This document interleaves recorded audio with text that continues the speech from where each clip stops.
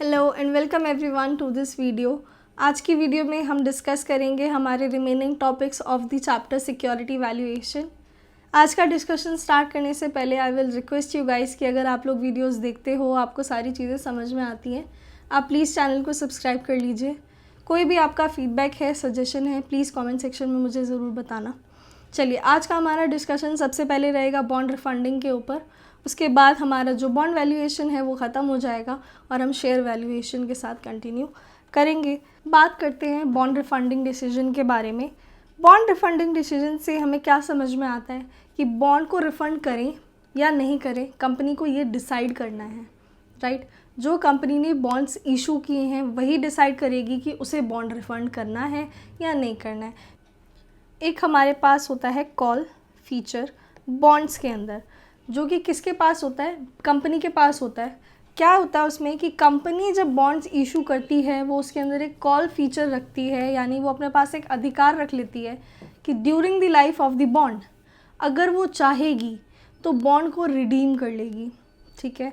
अगर उसे लगेगा कि उसका फ़ायदा है बॉन्ड को रिफ़ंड करने में, रिडीम करने में, तो वो क्या करेगी? बॉन्ड को रिफ़ंड कर देगी, ठीक है, during the life of the bond, ठीक है, जब उसे लगेगा, राइट। जैसे मैंने आपको एक्सटेंशन के बारे में बताया था, है ना, उसमें मैंने आपको क्या बोला था कि कंपनी के पास राइट है कि वो जब चाहे तब एक्सटेंड कर सकती है life of the bond, right. कब करेगी एक्सटेंड? जब उसे दिख रहा होगा कि उसका फ़ायदा है। जिसमें मैंने आपको क्या बताया था कि मान लीजिए अगर आज मार्केट में इंटरेस्ट रेट चल रहा है 10% और जो एग्जिस्टिंग बॉन्ड्स हैं जो इशू किए हुए हैं कंपनी ने, उस पर जो इंटरेस्ट रेट है मान लीजिए वो है 8% का, राइट। तो कंपनी को क्या लगेगा कि ये जो एग्जिस्टिंग बॉन्ड्स हैं इसमें उसके पास क्या है? एक्सटेंशन का राइट है कि वो 5 मोर ईयर्स से उसे एक्सटेंड कर सकती है, यानी लाइफ को एक्सटेंड कर सकती है बॉन्ड की, जिसकी कि आज मान लीजिए मैच्योरिटी आ चुकी है, ठीक है। अब कंपनी डिसाइड कर रही है, ये कॉल फीचर के बारे में बात नहीं कर रही मैं, एक्सटेंशन के बारे में बात कर रही हूँ। ये मैंने आपको पहले भी बताई हुई है चीज़, ठीक है, दोबारा से एक बार रिपीट कर रही हूँ सो दैट आपको बॉन्ड रिफंडिंग समझने में कोई भी डिफ़िकल्टी एटलीस्ट फेस ना करनी पड़े, ठीक है।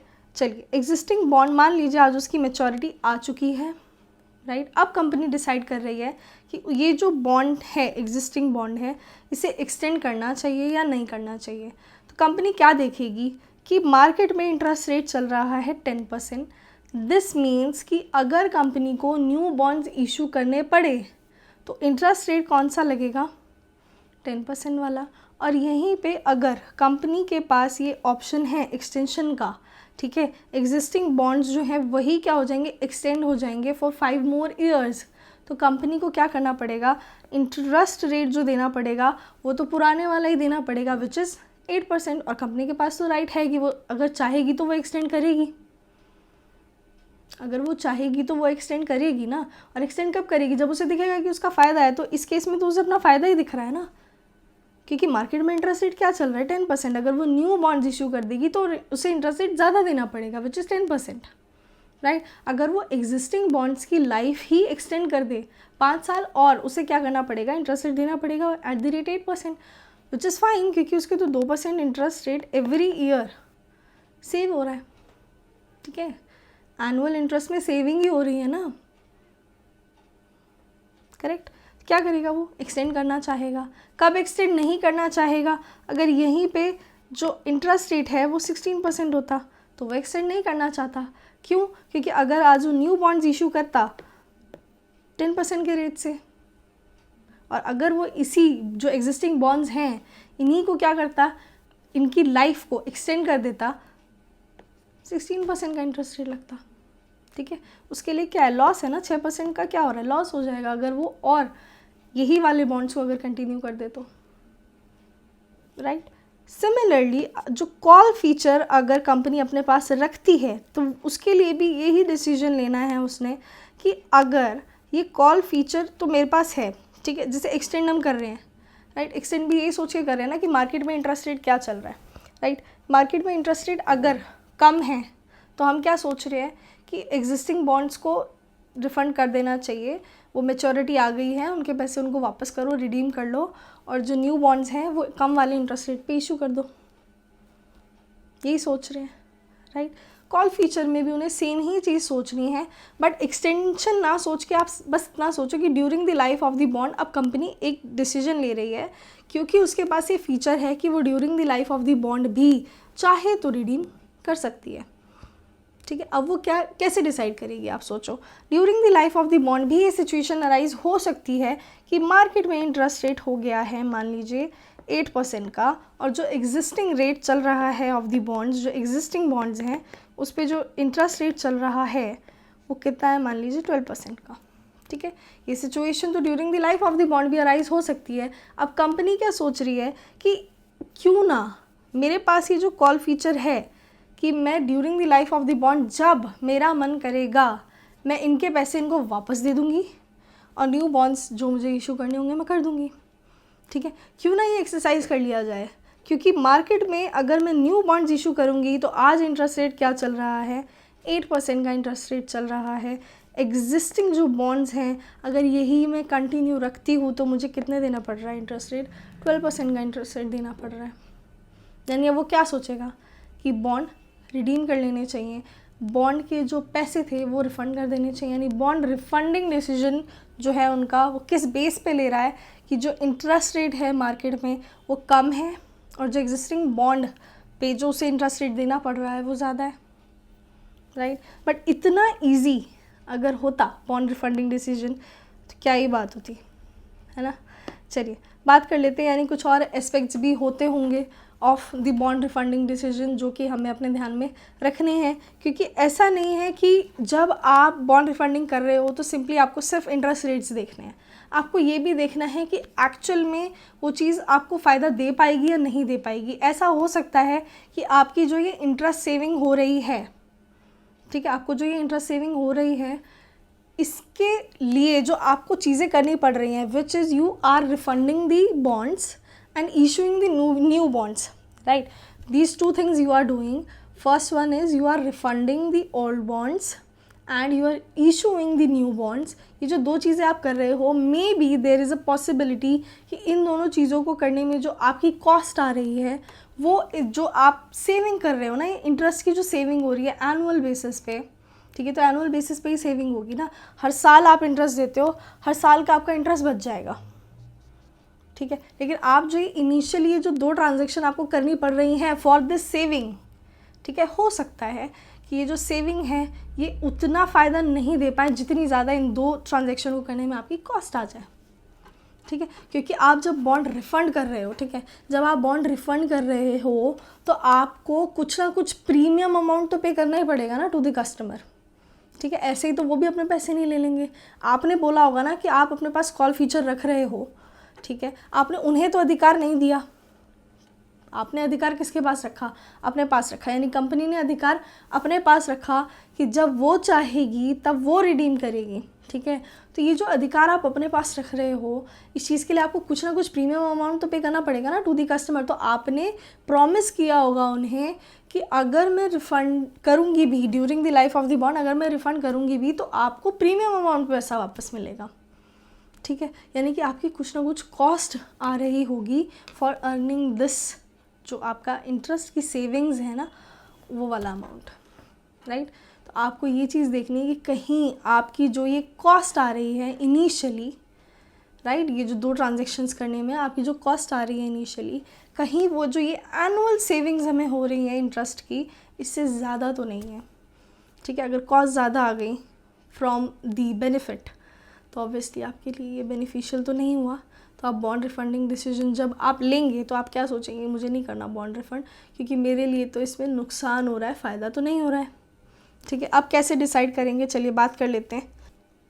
देखिए सबसे पहले हमारे पास होता है, हमें देखना होता है नेट इनिशियल आउटफ्लो, यानी कि हमें जो ये दो ट्रांजेक्शन्स मैंने आपको बोली हमें करनी पड़ेगी initially for earning these interest का सेविंग वाला अमाउंट ऑल दोज ईयर्स, ठीक है। तो हमें क्या करना पड़ेगा, इनिशियली कुछ आउटफ्लो करना पड़ेगा। तो हम सबसे पहले ये चीज़ देख लेते हैं कि इनिशियली वो आउटफ्लो कितना आएगा, ये भी देखेंगे और फिर हम देखेंगे कि एनुअल हमारी सेविंग कितनी हो रही है, फिर हम उन्हें कंपेयर कर लेंगे ठीक है, कॉस्ट देख लेंगे, बेनिफिट देख लेंगे, कंपेयर करेंगे, डिसाइड करेंगे कि भाई करना चाहिए या नहीं करना चाहिए, right.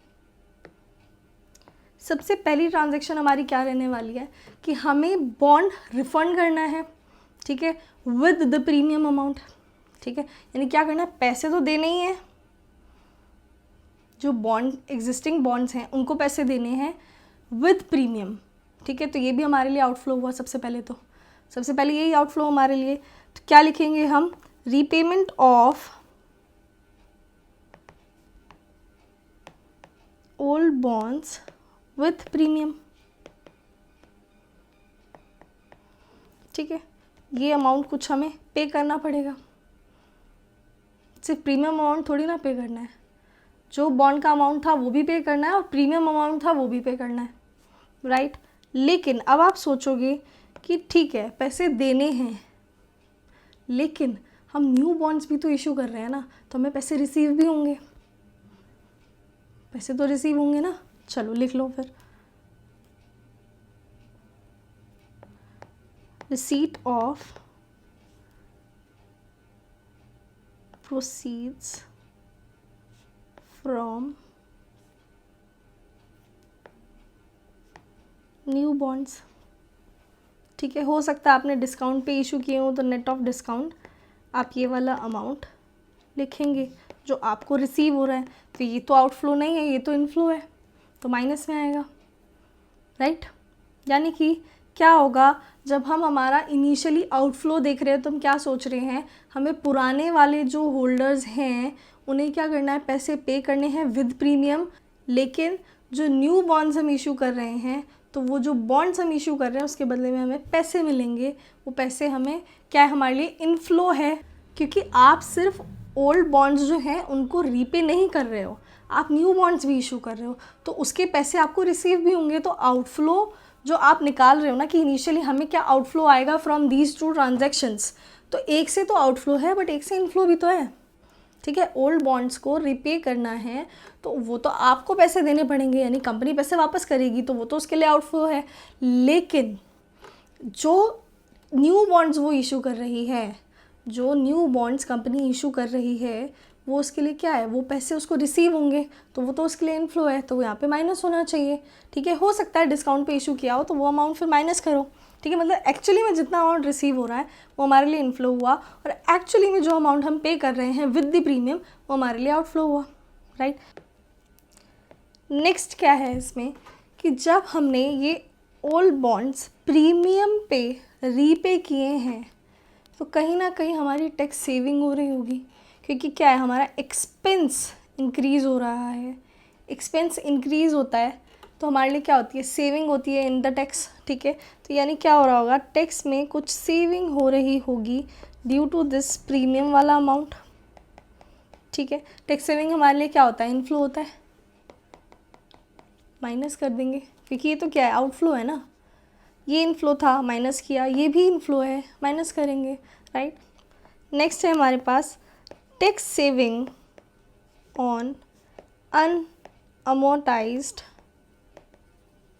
Cost of old bond, ठीक है। टैक्स सेविंग लिखा है मैंने, टैक्स सेविंग हमारे लिए इनफ्लो होता है, नेगेटिव में आएगा, हमारे पास आंसर आ जाएगा। एक चीज़ और है इसमें, वो भी मैं आपको बता देती हूँ क्या है, पहले हम इसके बारे में डिस्कस कर लेते हैं, which is tax saving on unamortised cost of old bond. ऐसा हो सकता है कि जब आपने जो ओल्ड बॉन्ड्स थे वो इशू किए थे तो कुछ इशू कॉस्ट आई होगी।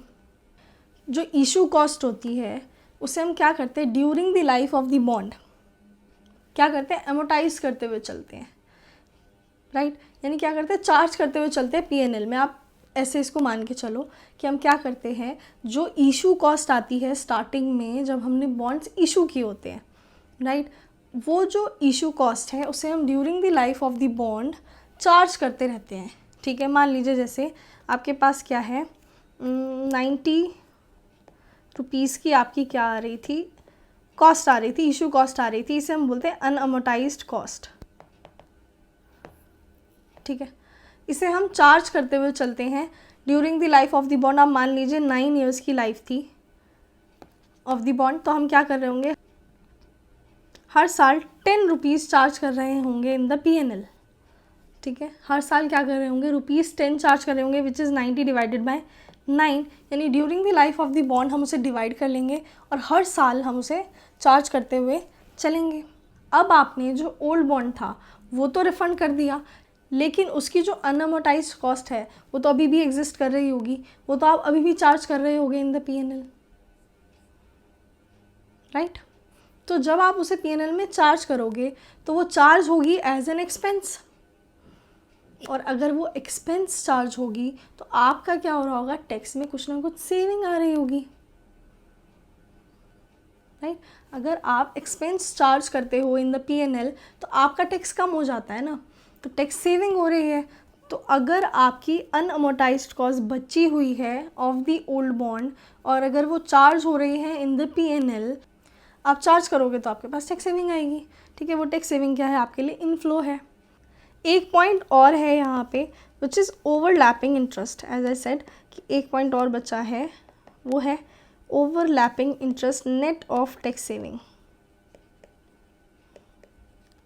ऐसा हो सकता है कि जो आपके ओल्ड बॉन्ड्स हैं और जो न्यू बॉन्ड्स आप इशू कर रहे हो, ठीक है, ओल्ड बॉन्ड्स आपको रिफ़ंड करने हैं, ऐसा हो सकता है कि आपने अभी ओल्ड बॉन्ड जो है वो रिफ़ंड नहीं किए हैं और न्यू बॉन्ड्स इशू हो चुके हैं, ठीक है। यानी ये दोनों को एग्जिस्ट भी कर सकते हैं at some point of time, कि कुछ टाइम पीरियड के लिए ओल्ड बॉन्ड्स भी कंटिन्यूड हैं और न्यू बॉन्ड्स भी इशू हो चुके हैं in that time period only. मान लीजिए 4 महीने या 6 महीने, कुछ भी हो सकता है, ठीक है। यानी ऐसे 6 महीने भी हो सकते हैं जिनमें कि ओल्ड बॉन्ड्स भी कंटिन्यूड थे और जो न्यू बॉन्ड्स थे वो ऑलरेडी इशू हो चुके थे, ठीक है। यानी कि ओवरलैपिंग इंटरेस्ट आ गया, यानी अब आपको क्या करना पड़ेगा, ओल्ड बॉन्ड्स पे भी इंटरेस्ट देना पड़ेगा फॉर दीज 4 मंथ्स और 6 months, what ever the cases, right. Also आपको जो न्यू बॉन्ड्स आप इशू कर चुके हो इस पर भी आपको इंटरेस्ट देना पड़ेगा।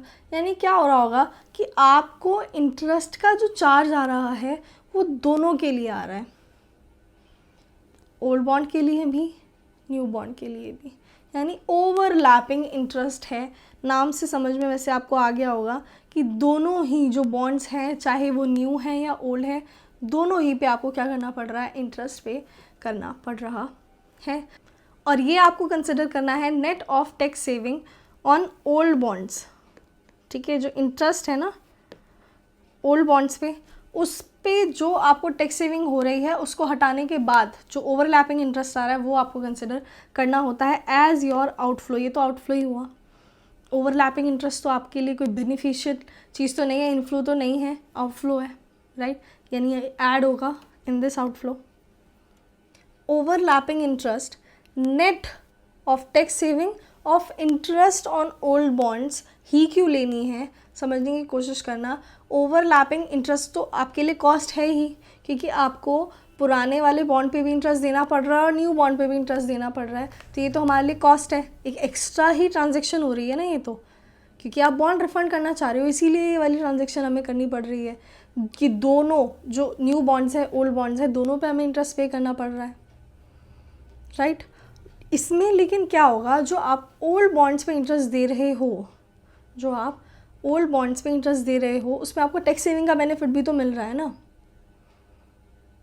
ठीक है। जो ओल्ड बॉन्ड्स हैं उस पर अगर आप इंटरेस्ट पे कर रहे हो अभी भी कंटिन्यू, ठीक है, for this overlapping time period, ठीक है, उसमें जो आप इंटरेस्ट पे कर रहे हो वो आप चार्ज करेंगे P&L में, ठीक है। और जब आप P&L में उसे चार्ज करोगे तो क्या होगा, आपके लिए क्या होगी, टैक्स सेविंग होगी, टैक्स अमाउंट कम आएगा, टैक्स सेविंग होगी, ठीक है। इसलिए जो ओवरलैपिंग इंटरेस्ट है वो कॉस्ट तो है हमारे लिए, बट आपको एक एक्स्ट्रा बेनिफिट भी उसकी वजह से हो रहा है।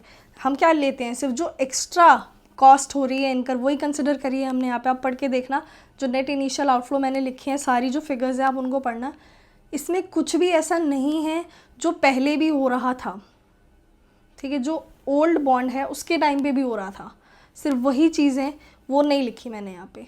जो चीज़ एक्स्ट्रा हमें करनी पड़ रही है due to this bond refunding decision वही लिखा है यहाँ पे।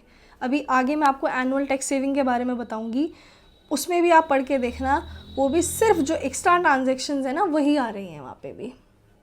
चलिए बात कर लेते हैं आगे की, ओवरलैपिंग इंटरेस्ट आ रहा होगा, उस ओवरलैपिंग इंटरेस्ट में आप बोल रहे हो कि अगर ओवरलैपिंग इंटरेस्ट आपके लिए एक एक्स्ट्रा कॉस्ट है तो ये जो ओल्ड बॉन्ड पे आप इंटरेस्ट पे कर रहे हो, इस पे आपको टैक्स सेविंग हो रही है, ये भी आपको एक एक्स्ट्रा बेनिफिट है, इसलिए आप नेट अमाउंट जो है वो आप एज एन आउटफ्लो कंसिडर करो।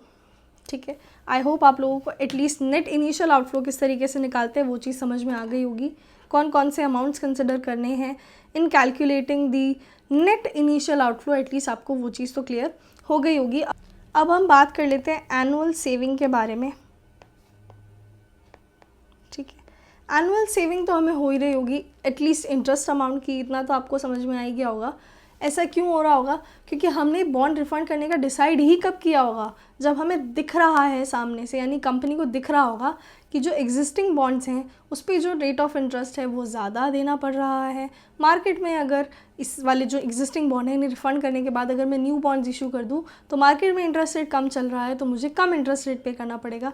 यानी आपको दिख रहा होगा कि हर साल आपका एटलीस्ट इंटरेस्ट का जो पोर्शन है वो अमाउंट तो आपका सेव हो ही रहा होगा। यानी सबसे पहली चीज़ हमारे पास यहाँ पे आती है सेविंग इन इंटरेस्ट अमाउंट। ये चीज़ आप याद रखना, मैंने यहाँ पे एनुअल सेविंग लिखा है, यानी ये जो सारी सेविंग्स मैं लिखवाऊँगी ये एनुअली हो रही होगी, एनुअल बेसिस पे हो रही होगी। यानी ये जैसे नेट इनिशियल आउटफ्लो हमने निकाला ना, ये तो वन टाइम एक्सपेंस है। ठीक है, वन टाइम है, इशू कॉस्ट एक बार आएगी, ये जो प्रीमियम हम रिफ़ंड कर रहे हैं एक बार आएगा, एमोटाइज कॉस्ट एक बार की बात हो रही है, ये जो सारी बातें हो रही हैं एक बार के बारे में बात हो रही है। ठीक है, ये जो एनुअल सेविंग है ये हर साल होगी। जो आप न्यू बॉन्ड्स इशू कर रहे हो ना, जब आप न्यू बॉन्ड्स इशू कर रहे हो with the less interest percentage, ठीक है, with the less interest rate, वो जो ड्यूरिंग दैट लाइफ हर साल जो आपको सेविंग होगी उसके बारे में यहाँ पे बात हो रही है। यानी हर साल इंटरेस्ट अमाउंट तो एटलीस्ट आपका सेव हो ही रहा होगा। और क्या सेव हो रहा होगा यहाँ पे आप देखना, ये तो हमारे पास आ गई सेविंग, लेकिन क्योंकि पहले आप जब P&L में चार्ज कर रहे थे इंटरेस्ट, वो इंटरेस्ट आप चार्ज कर रहे थे, मान लो 100 रुपये के ही आपने पहले इशू किए थे, 100 रुपये के ही आपने न्यू बॉन्ड्स इशू किए हैं। पहले आपका इंटरेस्ट रेट था 8%, अब आपका इंटरेस्ट रेट है 6% जो न्यू बॉन्ड्स हैं। यानी कि पहले आप कितना चार्ज कर रहे होंगे P&L में, 8 रुपीज़, सॉरी, और अब कितना चार्ज कर रहे होंगे, 6 रुपीज़। यानी कि आपका जो एक्सपेंस चार्ज हो रहा है इन द P&L उसका अमाउंट क्या हो रहा है, कम हो रहा है। यानी कि कहीं ना कहीं आप देखो कि जो टैक्स है आपका, पहले 8 रुपीज़ अगर आप P&L में चार्ज करते तो टैक्स आपका कहीं ना कहीं थोड़ा कम आता। अब आप 6 रुपये चार्ज कर रहे हो, यानी 2 रुपये और कम चार्ज हो रहे हैं, यानी 2 रुपये से इनकम इंक्रीज़ हो रही है तो टैक्स भी इंक्रीज़ हो रहा होगा, यानी कुछ टैक्स का अमाउंट जो है वो ज़्यादा लग रहा होगा। यानी ये तो हमारे लिए क्या है, कॉस्ट है। क्या है, हमारे लिए कॉस्ट है, जिसे कि हम लिखेंगे as reduction in tax saving. ठीक है, ये भी आपका हर साल ही होगा, क्योंकि अगर आप पुराने वाले बॉन्ड्स कंटिन्यू करते तो आप हर साल 8 रुपये चार्ज करते इन द P&L। अब आप कितने चार्ज कर रहे हो, 6 रुपये चार्ज कर रहे हो। ठीक है, हर साल चार्ज करोगे और हर साल आपकी जो टैक्स सेविंग हो रही थी वो नहीं हो पाएगी। ठीक है, तो रिडक्शन इन टैक्स सेविंग। अब आप देखिए, ये तो सेविंग का अमाउंट है, लेकिन ये तो क्या है, रिडक्शन इन टैक्स सेविंग है, विच इज़ लॉस, तो ये तो नेगेटिव में आएगा फिगर। नेक्स्ट है अब हमारे पास अमोर्टाइजेबल कॉस्ट। ठीक है, यानी कि क्या हो सकता है, अब आप सोचना, मैंने आपसे क्या कहा, इशू कॉस्ट पुरानी बॉन्ड की कुछ होगी, ठीक है, जो कि हमें during the life of the bond charge करनी होती है। ठीक है, इन द P&L। जो न्यू बॉन्ड है उसकी भी कुछ इशू कॉस्ट होगी, तो वो भी क्या बनेगी हमारे लिए, जो कॉस्ट अमोर्टाइजेबल कॉस्ट बनेगी। ठीक है, जिसे कि हम क्या करेंगे, चार्ज करेंगे every year in the P&L, right. हो सकता है जो आप चार्ज कर रहे थे अमाउंट पहले, जो ओल्ड बॉन्ड है उसके टाइम पे, मान लीजिए इशू कॉस्ट आपकी 90 रुपीज़ की थी, 9 ईयर्स की लाइफ थी, आप ₹9 हर साल चार्ज करते हुए आ रहे थे। मान लीजिए अब जो आपका न्यू बॉन्ड है उसकी जो लाइफ है वो है 5 साल की। ठीक है, वो कितनी 5 साल की है, जो इशू कॉस्ट है वो 50 रुपीज़ का है, तो कितना आएगा अमोर्टाइजेबल कॉस्ट एवरी ईयर जो आपको अमोर्टाइज़ करनी है वो कितनी आएगी, 10 रुपीज़ आएगी। यानी कि अभी हमारी जो न्यू बॉन्ड्स है उसमें अमोर्टाइजेबल कॉस्ट जो आ रही है एवरी ईयर जो हमें चार्ज करनी है इन द पीएनएल वो कितनी है ₹10, और जो पहले जो ओल्ड बॉन्ड्स के टाइम पे हम कर रहे थे वो कितनी थी ₹9। यानी कि क्या हो रहा है, आप देखो पीएनएल में जो चार्ज होना है अमाउंट वो हो रहा है इंक्रीज़, यानी एक्सपेंस इंक्रीज़ हो रहा है। तो समवेयर हमारे लिए क्या है, टैक्स सेविंग हो रही है, राइट। एक्सपेंस आपका क्या हो रहा है, इंक्रीज़ हो रहा है, तो हमारे लिए क्या है, बेनिफिट है, टैक्स सेविंग हो रही होगी, राइट। अपोजिट भी हो सकता है इसका कि आप ओल्ड बॉन्ड के टाइम पे चार्ज कर रहे थे ₹10 और अभी जो न्यू बॉन्ड्स इशू किए हैं उसके टाइम पे जो आपको अमोर्टाइजेबल कॉस्ट आ रही है फॉर एवरी ईयर वो आ रही है ₹7 की। तो क्या हो रहा होगा, हर साल आप जो पहले चार्ज कर रहे थे वो अमाउंट ज़्यादा था, यानी कि आपका एक्सपेंस का अमाउंट क्या हो रहा है, कम हो रहा है। आपका एक्सपेंस का अमाउंट कम हो रहा है, एवरी ईयर वाला जो एक्सपेंस है उसका अमाउंट कम हो रहा है। तो आपका क्या हो रहा है, टैक्स जो सेविंग है वो रिड्यूस हो रही है। इस केस में क्या हो रहा था, टैक्स सेविंग हो रही थी, ठीक है। तो अमोर्टाइजेबल कॉस्ट के केस में आपको डिटरमाइन करना पड़ेगा कि टैक्स सेविंग हो रही है या फिर टैक्स सेविंग में रिडक्शन हो रही है। अगर टैक्स सेविंग हो रही होगी तो हम बात किसके बारे में कर रहे हैं, सेविंग के बारे में बात कर रहे हैं, पॉजिटिव फिगर लिख देंगे, ठीक है। अगर रिडक्शन हो रही होगी टैक्स सेविंग की तो हम बात किसके बारे में कर रहे हैं, एनुअल सेविंग्स के बारे में बात कर रहे हैं। रिड्यूस हो रही है अगर सेविंग तो हमारे लिए तो लॉस है, तो नेगेटिव में फिगर लिख देंगे, करेक्ट। चलिए बात कर लेते हैं अब आप देखो जो नेट इनिशियल आउटफ्लो आपने निकाला उसका तो नाम ही क्या है, इनिशियल आउटफ्लो, यानी वो कब हुआ है, आज की डेट पे, ठीक है। जब आप बॉन्ड रिफंडिंग डिसीजन ले रहे हो आप आज की डेट पे सोच रहे हो कि कितना आउटफ्लो आ रहा है, ये तो आज की डेट की वैल्यू आई। लेकिन जब आपने निकाली एनुअल सेविंग्स, ठीक है, कंपेयर तो हमें क्या करना है, कॉस्ट को सेविंग के साथ ही कंपेयर करोगे ना, आउटफ्लो को सेविंग के साथ ही कंपेयर करोगे, तभी डिसाइड करोगे ना कि बेनिफिट हो रहा है या नहीं हो रहा है, राइट। क्या हो रहा होगा, देखो ये जो नेट इनिशियल आउटफ्लो है और ये जो एनुअल सेविंग आपकी आ रही है, ठीक है, आप देखो ये पैरिटी पे नहीं है। क्यों, ये एनुअल सेविंग आपको हो रही है एवरी ईयर और ये तो कब हो रही है, आज हो रही है। इसे एवरी ईयर से कोई लेना देना ही नहीं है, तो आज का अमाउंट है। और ये जो एनुअल सेविंग है ये कब का अमाउंट है, 1 year and, 2nd year and, 3rd year and, 4th year and, इनका अमाउंट है। सबसे पहले तो आपको क्या करना पड़ेगा, प्रेजेंट वैल्यू निकालनी पड़ेगी इन एनुअल सेविंग्स की जो आप निकाल रहे हो कि हर साल होगी। एनुअल सेविंग का अमाउंट हर साल का इक्वल ही होगा, ठीक है। ऐसा नहीं है कि आपको ये annual saving for 3rd year अलग से निकालना है, 4th ईयर अलग से निकालना है, 2nd ईयर अलग से निकालना है, ऐसा कुछ नहीं है। ये सेविंग आपको इक्वल अमाउंट की हर साल हो रही होगी, ठीक है। यानी कि आपको सिंपली क्या करना है, आपको निकालनी है इस एनुअल सेविंग्स की प्रेजेंट वैल्यू। और मैंने आपसे क्या कहा था, जब हम कर रहे थे बॉन्ड वैल्यूएशन तो हम क्या कर रहे थे कि अगर इंटरेस्ट का अमाउंट एवरी ईयर सेम है तो हम कुछ प्रेजेंट वैल्यू एन्युटी फैक्टर का यूज़ कर रहे थे, और उस प्रेजेंट वैल्यू एन्युटी फैक्टर का यूज़ करके क्या निकाल रहे थे, प्रेजेंट वैल्यू निकाल रहे थे ऑफ ऑल दीज इंटरेस्ट का amount which all are equal, ठीक है। जो इक्वल इंटरेस्ट अगर था तो हम क्या कर रहे थे, सिर्फ वो जो इंटरेस्ट का अमाउंट था उसको मल्टीप्लाई कर रहे थे with present value annuity factor, ठीक है। उससे क्या कर रहे थे, हम प्रेजेंट वैल्यू कैलकुलेट कर रहे थे और वैल्यू हमारी आ जाती थी एट 0 पीरियड, ठीक है। सिमिलरली हमें क्या करना है, एनुअल सेविंग्स का जो हमने अमाउंट निकाला है वही हो रहा होगा हर साल। मान लीजिए 30 रुपये आ रहा है, एनुअल सेविंग आ रही है 30 रुपये की, यही 30 रुपये आपको आज भी बच रहे होंगे, 1st ईयर एंड पे, 2nd ईयर एंड पे, 3rd ईयर एंड पे भी, 4th पे भी, 5th पे भी, ठीक है। आपको हर साल यही 30 रुपये बच रहे हैं, आपको निकालनी है प्रेजेंट वैल्यू। तो आप क्या करोगे, इस 30 को लेके आओगे 0 पीरियड पे, इस 30 को लेके आओगे 0 पीरियड पे, यानी ये जो सारे 30s हैं आप इन्हें लेके आएंगे 0 पीरियड पे, ठीक है। क्या करना होता है, हमें प्रेजेंट वैल्यू फैक्टर का यूज़ करना होता है। आप अलग अलग सबके फैक्टर से मल्टीप्लाई करो, 2nd ईयर का अलग, 3rd ईयर का अलग, 4th ईयर का अलग, 5th ईयर का अलग, या फिर अमाउंट आपका इक्वल है, मैंने आपको सिखाई थी ये चीज़, अमाउंट इक्वल है तो डायरेक्टली आप क्या कर सकते हो, सिर्फ जो प्रेजेंट वैल्यू फैक्टर्स हैं सभी सालों के, ठीक है, उनको क्या करना है, आपको सम कर लेना है, जिसको कि हम प्रेजेंट वैल्यू एन्युटी फैक्टर बोलते थे, और उससे मल्टीप्लाई करके क्या आ जाती थी हमारे पास, ये जो 30 हैं जो इक्वली हमें सेव हो रहे हैं हर साल के एंड पे, इसकी प्रेजेंट वैल्यू निकल के आ जाती थी, राइट। चलिए बात कर लेते हैं, एनुअल सेविंग लेनी है आपने, उसकी आपको प्रेजेंट वैल्यू निकालनी है।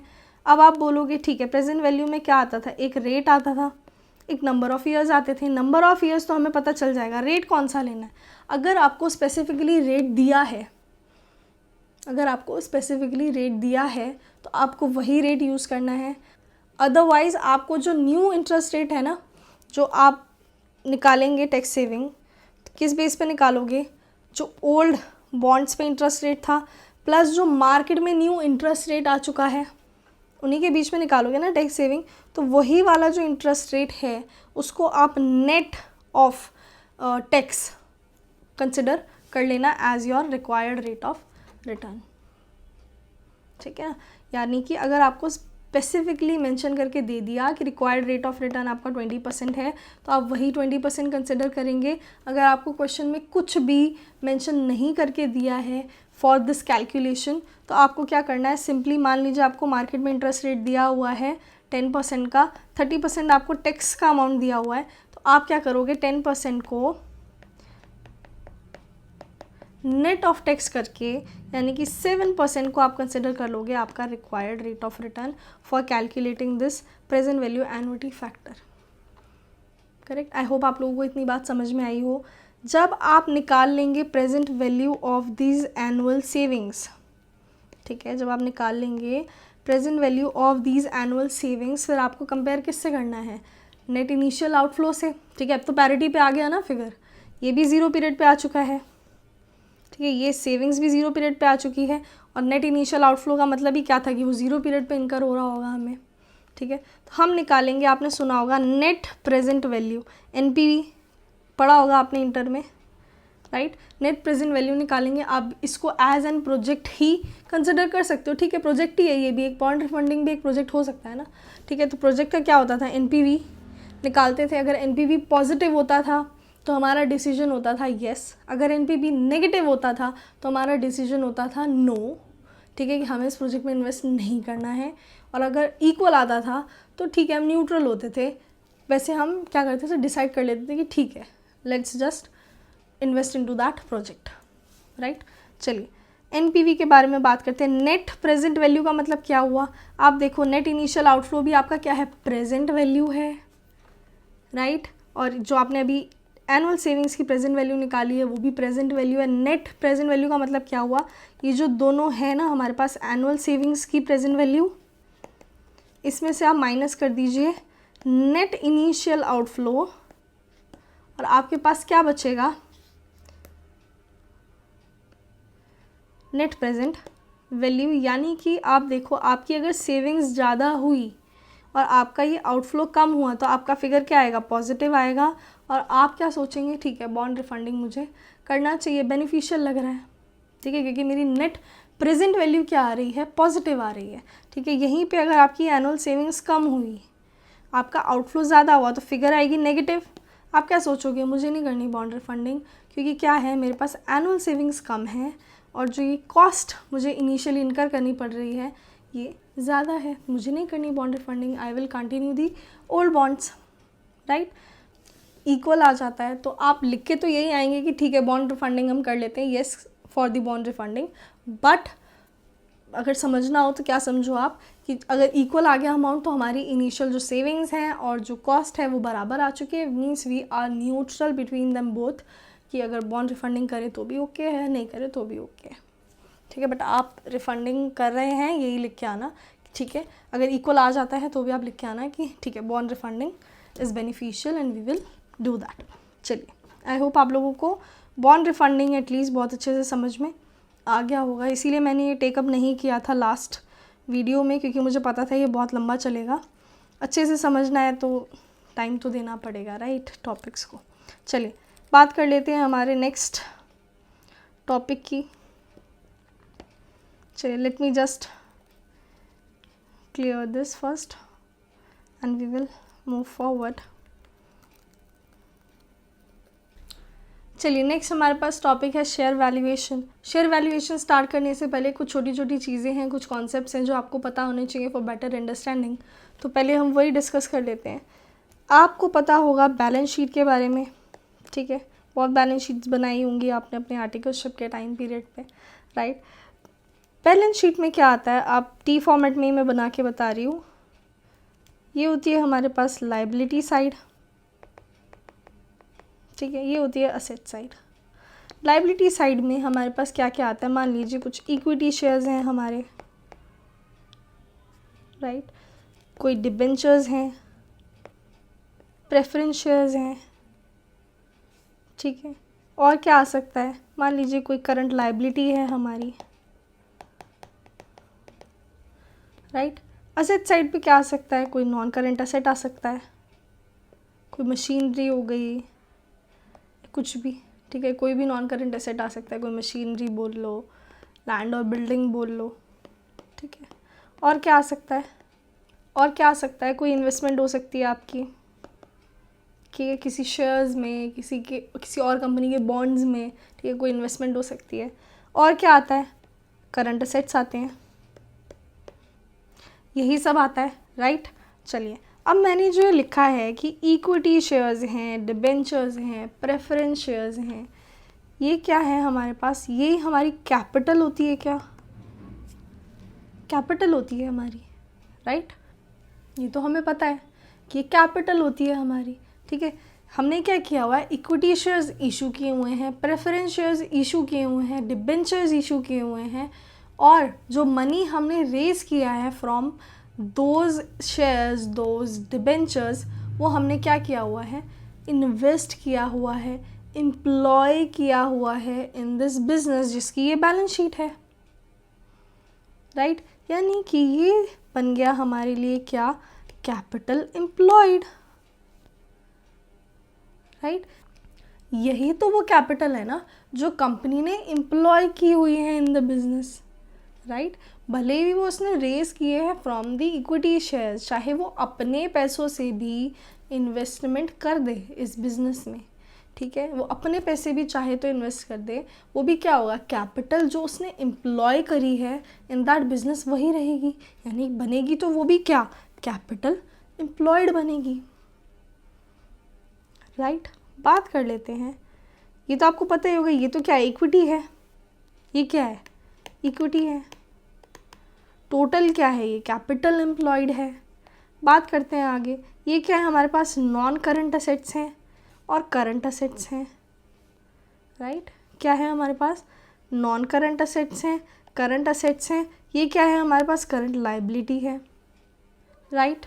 अब ये जो कैपिटल हमने एम्प्लॉय की होगी इन दैट बिजनेस, ठीक है, जो हमने कैपिटल एम्प्लॉय की होगी उससे हमने क्या किया होगा, आप सोचो, हमने क्या किया होगा, ये जो नॉन करंट असेट्स हैं ये खरीदे होंगे, कुछ इन्वेस्टमेंट करी होगी, कहीं कहीं लैंड एंड बिल्डिंग खरीदी होगी, कोई मशीनरी खरीदी होगी, कुछ करंट असेट्स खरीदे होंगे, राइट। यही किया होगा हमने इस कैपिटल एम्प्लॉयड से, ठीक है। अगर आज आप बिज़नेस में कहीं पे पैसे लगा रहे हो, ठीक है, चाहे आप कहीं से भी ला के लगा रहे हो, आप करोगे क्या उन पैसों का, असेट्स खरीदोगे, राइट। कुछ आप असेट्स खरीदोगे, चाहे वो करंट असेट है, चाहे वो नॉन करंट असेट है, ठीक है। आपने पढ़ा होगा वर्किंग कैपिटल के बारे में,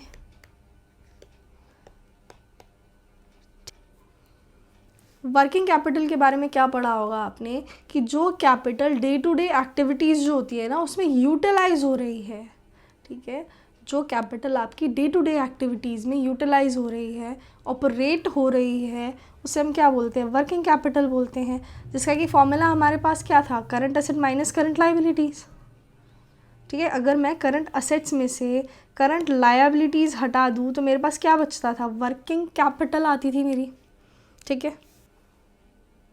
अब ये वर्किंग कैपिटल बनी किस में से होगी, ठीक है, यही जो कैपिटल एम्प्लॉयड है ना इसमें से ही तो बनी होगी वर्किंग कैपिटल, इसी में से तो आपने कुछ पार्ट निकाला होगा फॉर वर्किंग कैपिटल, राइट। यानी कि होता क्या है, लॉन्ग टर्म ही हमारे पास जो कैपिटल होती है ना, जो लॉन्ग टर्म कैपिटल हमारे पास होती है, उसका कुछ पोर्शन जो हम यूटिलाइज कर लेते हैं in day to day operations, ठीक है, उसे हम क्या बोलते हैं, वर्किंग कैपिटल बोलते हैं, राइट। कैसे निकालोगे कि कितना अमाउंट जो है वो वर्किंग कैपिटल है, यानी कि ऐसा कितना अमाउंट है लॉन्ग टर्म इन्वेस्टमेंट का जिसे हम डे टू डे जो हमारे ऑपरेशंस हैं उसके लिए यूटिलाइज कर रहे हैं। कैसे निकालोगे, मैंने आपसे क्या कहा, आप ये जो अमाउंट है ना कैपिटल एम्प्लॉयड का, इससे आप क्या खरीदते हो, नॉन करंट एसेट्स खरीदते हो, करंट एसेट्स खरीदते हो, ठीक है। तो क्या हो रहा होगा, यानी ये लॉन्ग टर्म इन्वेस्टमेंट कहीं ना कहीं करंट एसेट खरीदने में हो रही है, ठीक है। लेकिन आप देखो हमारे पास कुछ करंट लायबिलिटी भी तो जनरेट हो रखी है ना, यानी कि ज़रूरी नहीं है कि मैंने जो ये करंट जो असेट हैं इनमें जो इन्वेस्टमेंट की है वो मैंने सारी की सारी लॉन्ग टर्म जो मेरी कैपिटल एम्प्लॉयड थी उसमें से करी है। हो सकता है कि मैंने जो ये करंट लायबिलिटी मेरी यहाँ जनरेट हो रखी है ये भी तो इसीलिए हो सकती है ना कि मैंने जो ये असेट्स हैं, करंट असेट्स हैं, ये खरीदने के लिए मैंने कोई करंट लायबिलिटी इनकर कर ली हो और उस करंट लायबिलिटी से मैंने करंट असेट्स जो हैं वो जनरेट किए हों, ठीक है। यानी कि ये तो वर्किंग कैपिटल का पार्ट नहीं होना चाहिए, ठीक है। जो पैसा मैंने लॉन्ग टर्म कैपिटल से एम्प्लॉय किया है, जो पैसा मैंने लॉन्ग टर्म कैपिटल से एम्प्लॉय किया है for day to day operations, this must be working capital. But जो पैसा मैंने करंट लायबिलिटीज से जनरेट करके, ठीक है, मैंने ले लिए करंट असेट, वो तो हटाओ ना इसमें से पहले, यानी करंट असेट्स में से करंट लायबिलिटी का अमाउंट हटाओ तो हमारे पास क्या बचता था, वर्किंग कैपिटल बचता था। यानी वर्किंग कैपिटल का फॉर्मूला होता था current asset minus current liability, right. कहीं ना कहीं current asset minus current liability plus non current asset अगर मैं कर दूं, कैपिटल एम्प्लॉयड का अमाउंट आएगा, ठीक है। आई होप आप लोगों को एटलीस्ट ये बैलेंस शीट जो मैंने बनाई ये समझ में आ गई होगी कि कैपिटल एम्प्लॉयड क्या होता है, वर्किंग कैपिटल क्या होता है, वर्किंग कैपिटल के फॉर्मूला में करंट असेट में से करंट लायबिलिटी क्यों माइनस करते हैं, और कैपिटल एम्प्लॉयड निकालने का दूसरा तरीका कौन सा है, which is non current asset plus current asset minus current liability, क्योंकि वो तो हमने कैपिटल एम्प्लॉयड नहीं की है। करंट लायबिलिटी तो क्या है, जनरेट की है हमने for the short term purpose, वो हम रिफ़ंड कर देंगे। क्रेडिटर है अगर कोई हमारा, हम उसे थोड़े कोई टाइम पीरियड के लिए हमने उससे लोन वोन लिया होगा या क्रेडिट लिया होगा और हम उसे वो वापस कर देंगे, ठीक है। चलिए बात कर लेते हैं नेक्स्ट हमारा जो पार्ट है। चलिए नेक्स्ट हम बात कर लेते हैं इनकम स्टेटमेंट के बारे में, जो कि डेफिनेटली आपने बनाना सीखा होगा इन योर सीए इंटर, ठीक है। जिसमें कि हम क्या करते थे, सबसे पहले लेते थे सेल्स, जिसमें से कि हम माइनस करते थे वेरिएबल कॉस्ट, ठीक है। क्या आता था हमारे पास, कंट्रीब्यूशन निकल के आता था, राइट।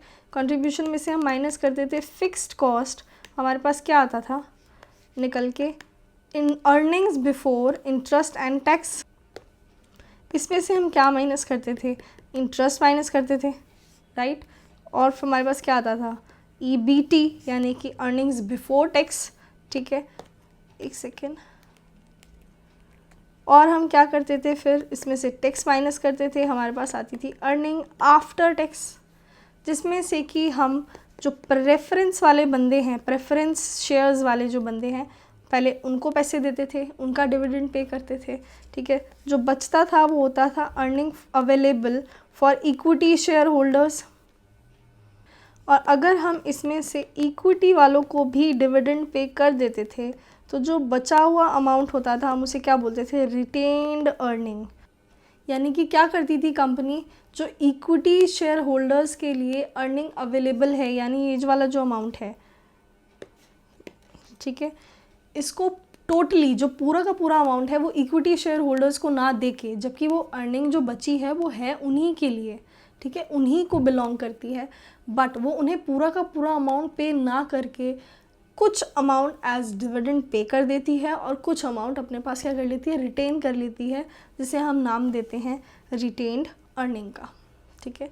क्या नाम देते हैं हम उसे, रिटेन्ड अर्निंग का, ठीक है। आई होप आप लोगों को ये इनकम स्टेटमेंट एटलीस्ट बहुत अच्छे से याद होगी। नहीं है याद, एक बार रिपीट कर देती हूँ। सबसे पहले हम लेते हैं सेल्स। सेल्स में से जब हम माइनस कर देते हैं वेरिएबल कॉस्ट तो हमारे पास आता है कंट्रीब्यूशन। कंट्रीब्यूशन में से हम माइनस करते हैं fixed cost. Fixed cost minus करने के बाद हमारे पास आती है earning before interest and tax, तो फिर हम उसमें से इंटरेस्ट हटा देते हैं। हमारे पास बचती है अर्निंग बिफोर टैक्स, फिर हम उसमें से टैक्स हटा देते हैं, तो हमारे पास आती है earning after tax which belongs to the preference share holders plus the equity share holders, right. जिसमें से अगर हम प्रेफरेंस वालों को पे कर दें तो जो बच जाती है वो किसके लिए बच जाती है, income arise for the equity share holders which the company will distribute as equity dividend. अगर वो पूरा अमाउंट पे कर देती है तो कुछ बचेगा ही नहीं, लेकिन अगर वो कुछ अमाउंट रिटेन कर लेती है तो जो बचा हुआ अमाउंट है उसे हम बोलते हैं रिटेन अर्निंग। आई होप आप लोगों को इनकम स्टेटमेंट जो है वो पहले से भी वैसे याद होगी, नहीं होगी तो अब हो गई होगी। अगर नहीं हुई है आप प्लीज़ इसका अभी स्क्रीनशॉट ले लीजिए, ठीक है, और याद कर लीजिए, क्योंकि इस चैप्टर में मे भी इसका इतना ज़्यादा रोल नहीं है, बट आगे कुछ चैप्टर्स ऐसे हैं, ठीक है, एक नहीं बोल रही मैं, कुछ चैप्टर्स ऐसे हैं जिसमें कि बहुत मेजर रोल है ऑफ इनकम स्टेटमेंट। ये तो बिल्कुल बेसिक सी चीज़ होगी उनके लिए, ठीक है। अगर आपको यही चीज़ नहीं आएगी तो फिर आपके लिए बहुत डिफ़िकल्ट हो जाएगा आगे वो चैप्टर्स को टैकल करना। तो हो सकता है मैं ये जो इनकम स्टेटमेंट है वो आगे वाले चैप्टर्स में भी आपको बनवा के बता दूँ, लेकिन आप यहीं पे इसको समझ के चलो सो दैट आपके लिए वहाँ पे ये चीज़ बहुत न्यू ना लगे आपको, राइट। तो उसका स्क्रीनशॉट ले लेना और याद कर लेना बहुत अच्छे से। ऐसा कुछ बहुत ट्रिकी नहीं है, डिफ़िकल्ट नहीं है, समझने वाला भी नहीं है, समझ में आपको बहुत आराम से ये आ जाएगा, ठीक है। चलिए नेक्स्ट हमारा जो डिस्कशन है वो है ग्रोथ के ऊपर, ठीक है, क्योंकि मुझे क्या करना है, आपको शेयर वैल्यूएशन में सिंपली कुछ फॉर्मूलाज हैं जो मुझे आपको सिर्फ बताने हैं और आपको वो चीज़ समझ में आ जाएगी अगर आपको ये जो स्टार्टिंग की जो डिस्कशन है ये समझ में आ जाएगी तो। चलिए अब हम बात कर लेते हैं ग्रोथ के बारे में, ठीक है। आप पढ़ के आए हुए हो इंटर में सारे जो फॉर्मूलाज थे, गॉर्डन्स मॉडल, ठीक है, earning price approach, dividend price approach, when there is growth, constant growth, no growth. तो उसमें जो ग्रोथ वर्ड आता था उसका क्या मतलब है, किस तरीके से ग्रोथ जनरेट होती है, उस बारे में हम आज बात कर लेते हैं। देखो मेरी बात समझने की कोशिश करना। नॉर्मली एक शेयर है, ठीक है, जो कंपनी ने इशू किया है, करेक्ट, इक्विटी शेयर है, ठीक है।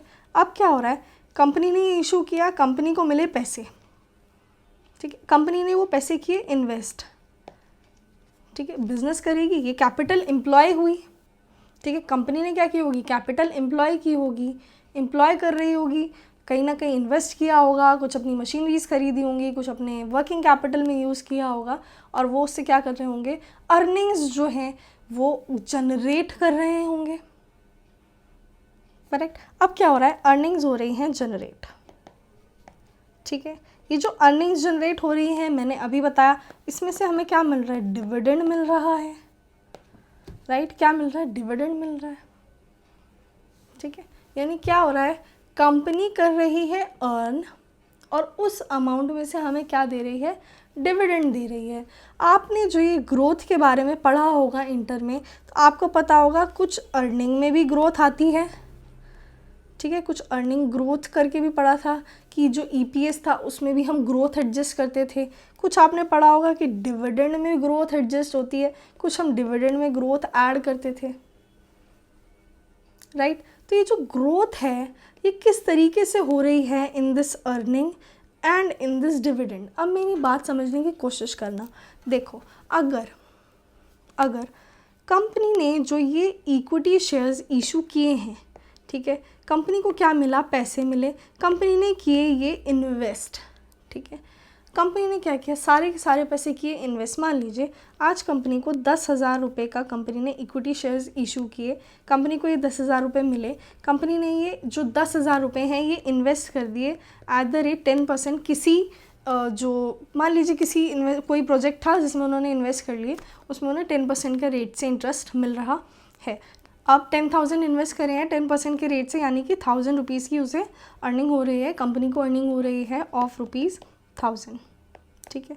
मान लीजिए इसमें से कंपनी सिर्फ 30% का टैक्स रेट पे करते हैं, इक्विटी शेयर के अलावा ऐसा कोई इंटरेस्ट का अमाउंट उनके पास नहीं है टू पे, ठीक है। उन्हें क्या करना है, सिर्फ टैक्स पे करना है, 30% का टैक्स पे किया, 700 रुपये बचे। और ये क्या कर रही है, जो इक्विटी वाले जो बंदे हैं उनके लिए बचे ना ये वाले पैसे। क्या आता था पहले, याद करो, अर्निंग आफ्टर टैक्स आता था। अर्निंग आफ्टर टैक्स में से अगर प्रेफरेंस वालों को पैसे दे देते थे, क्या आता था, earning available for equity share holders, ठीक है। मैं कह रही हूँ कि इक्विटी शेयर के अलावा कोई है ही नहीं, यानी प्रेफरेंस वालों को कुछ नहीं देना, यानी कि ये जो अर्निंग आफ्टर टैक्स मेरे पास आ रही है ये 700 रुपये, यही बन जाएगा earning available for equity share holders, ठीक है, यही बनेगा ना। तो मैं क्या कह रही हूँ, जो 700 रुपये हैं ये बचे इक्विटी होल्डर्स के लिए, और कंपनी ने क्या किया, 700 रुपये के 700 रुपये वापस कर दिए as dividend to the equity share holders, ठीक है। उन्होंने क्या किया, सारे के सारे पैसे वापस कर दिए। अब आप मुझे बताओ कि नेक्स्ट ईयर जब आया, ठीक है, 10% का इसे अब मिल गया, अब जब नेक्स्ट ईयर आया, फर्स्ट ईयर की बात थी, सेकेंड ईयर आया, अब कितनी अर्निंग होगी इसे, 10,000 रुपीज़ इन्वेस्टेड है, 10% का ही रेट है, यही 1,000 रुपीज़ मिलेंगे, ठीक है, यही 1,000 रुपीज़ मिलेंगे। और यही जो 1,000 रुपीज़ हैं, यही जो 1,000 रुपीज़ हैं, ये क्या होंगे, इसमें से इसे टैक्स पे करना पड़ेगा, ठीक है, 700 रुपये बचेंगे। यही 700 रुपये क्या करेगा, इक्विटी शेयर होल्डर्स के लिए है ये, ठीक है, इक्विटी शेयर होल्डर्स को ही एज अ डिविडेंड पे कर देगा। इसमें ग्रोथ कहाँ हो रही है मुझे बताओ। इसकी अर्निंग्स भी सेम है, जो ये डिविडेंड डिस्ट्रीब्यूट कर रहा है इक्विटी शेयर होल्डर्स को वो भी सेम है। फर्स्ट ईयर में भी यही अमाउंट था, अर्निंग का भी, डिविडेंड का भी, सेकेंड ईयर में भी यही है। इवन आप थर्ड ईयर का निकाल लो, सेम आएगा। सॉरी,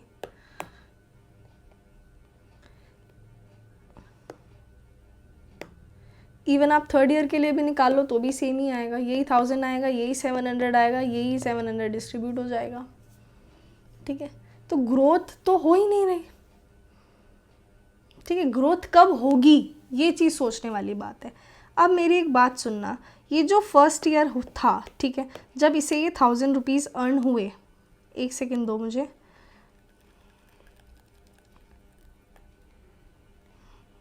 ठीक है।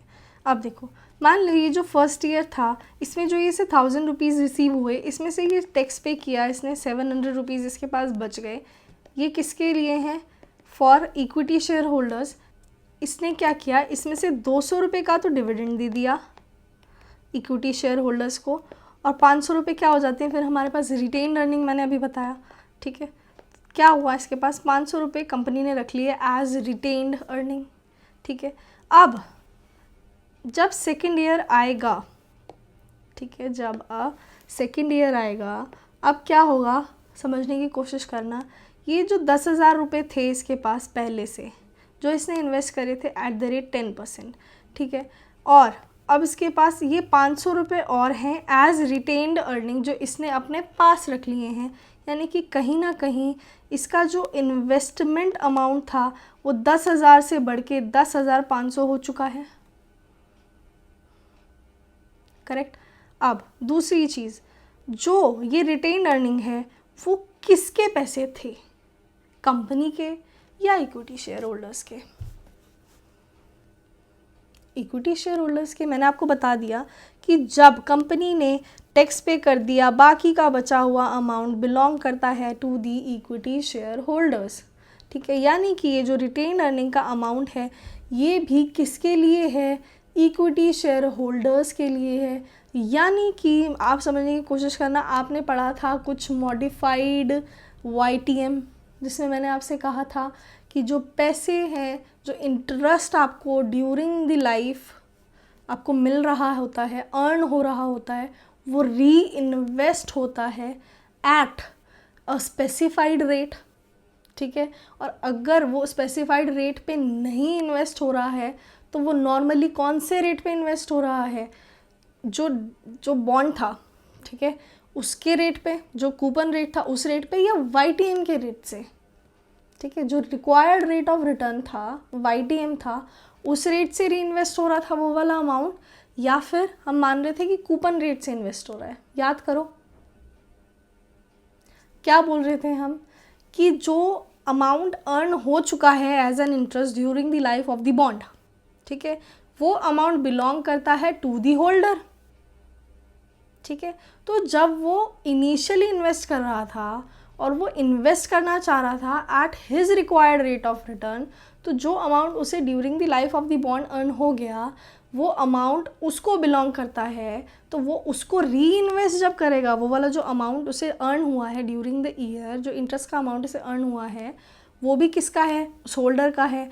और जब वो अमाउंट को इन्वेस्ट करना चाहेगा, री इन्वेस्ट करना चाहेगा इन दैट बॉन्ड, तो भी वो कौन सा रेट अर्न करना चाहेगा उस पर, रिक्वायर्ड रेट ऑफ रिटर्न।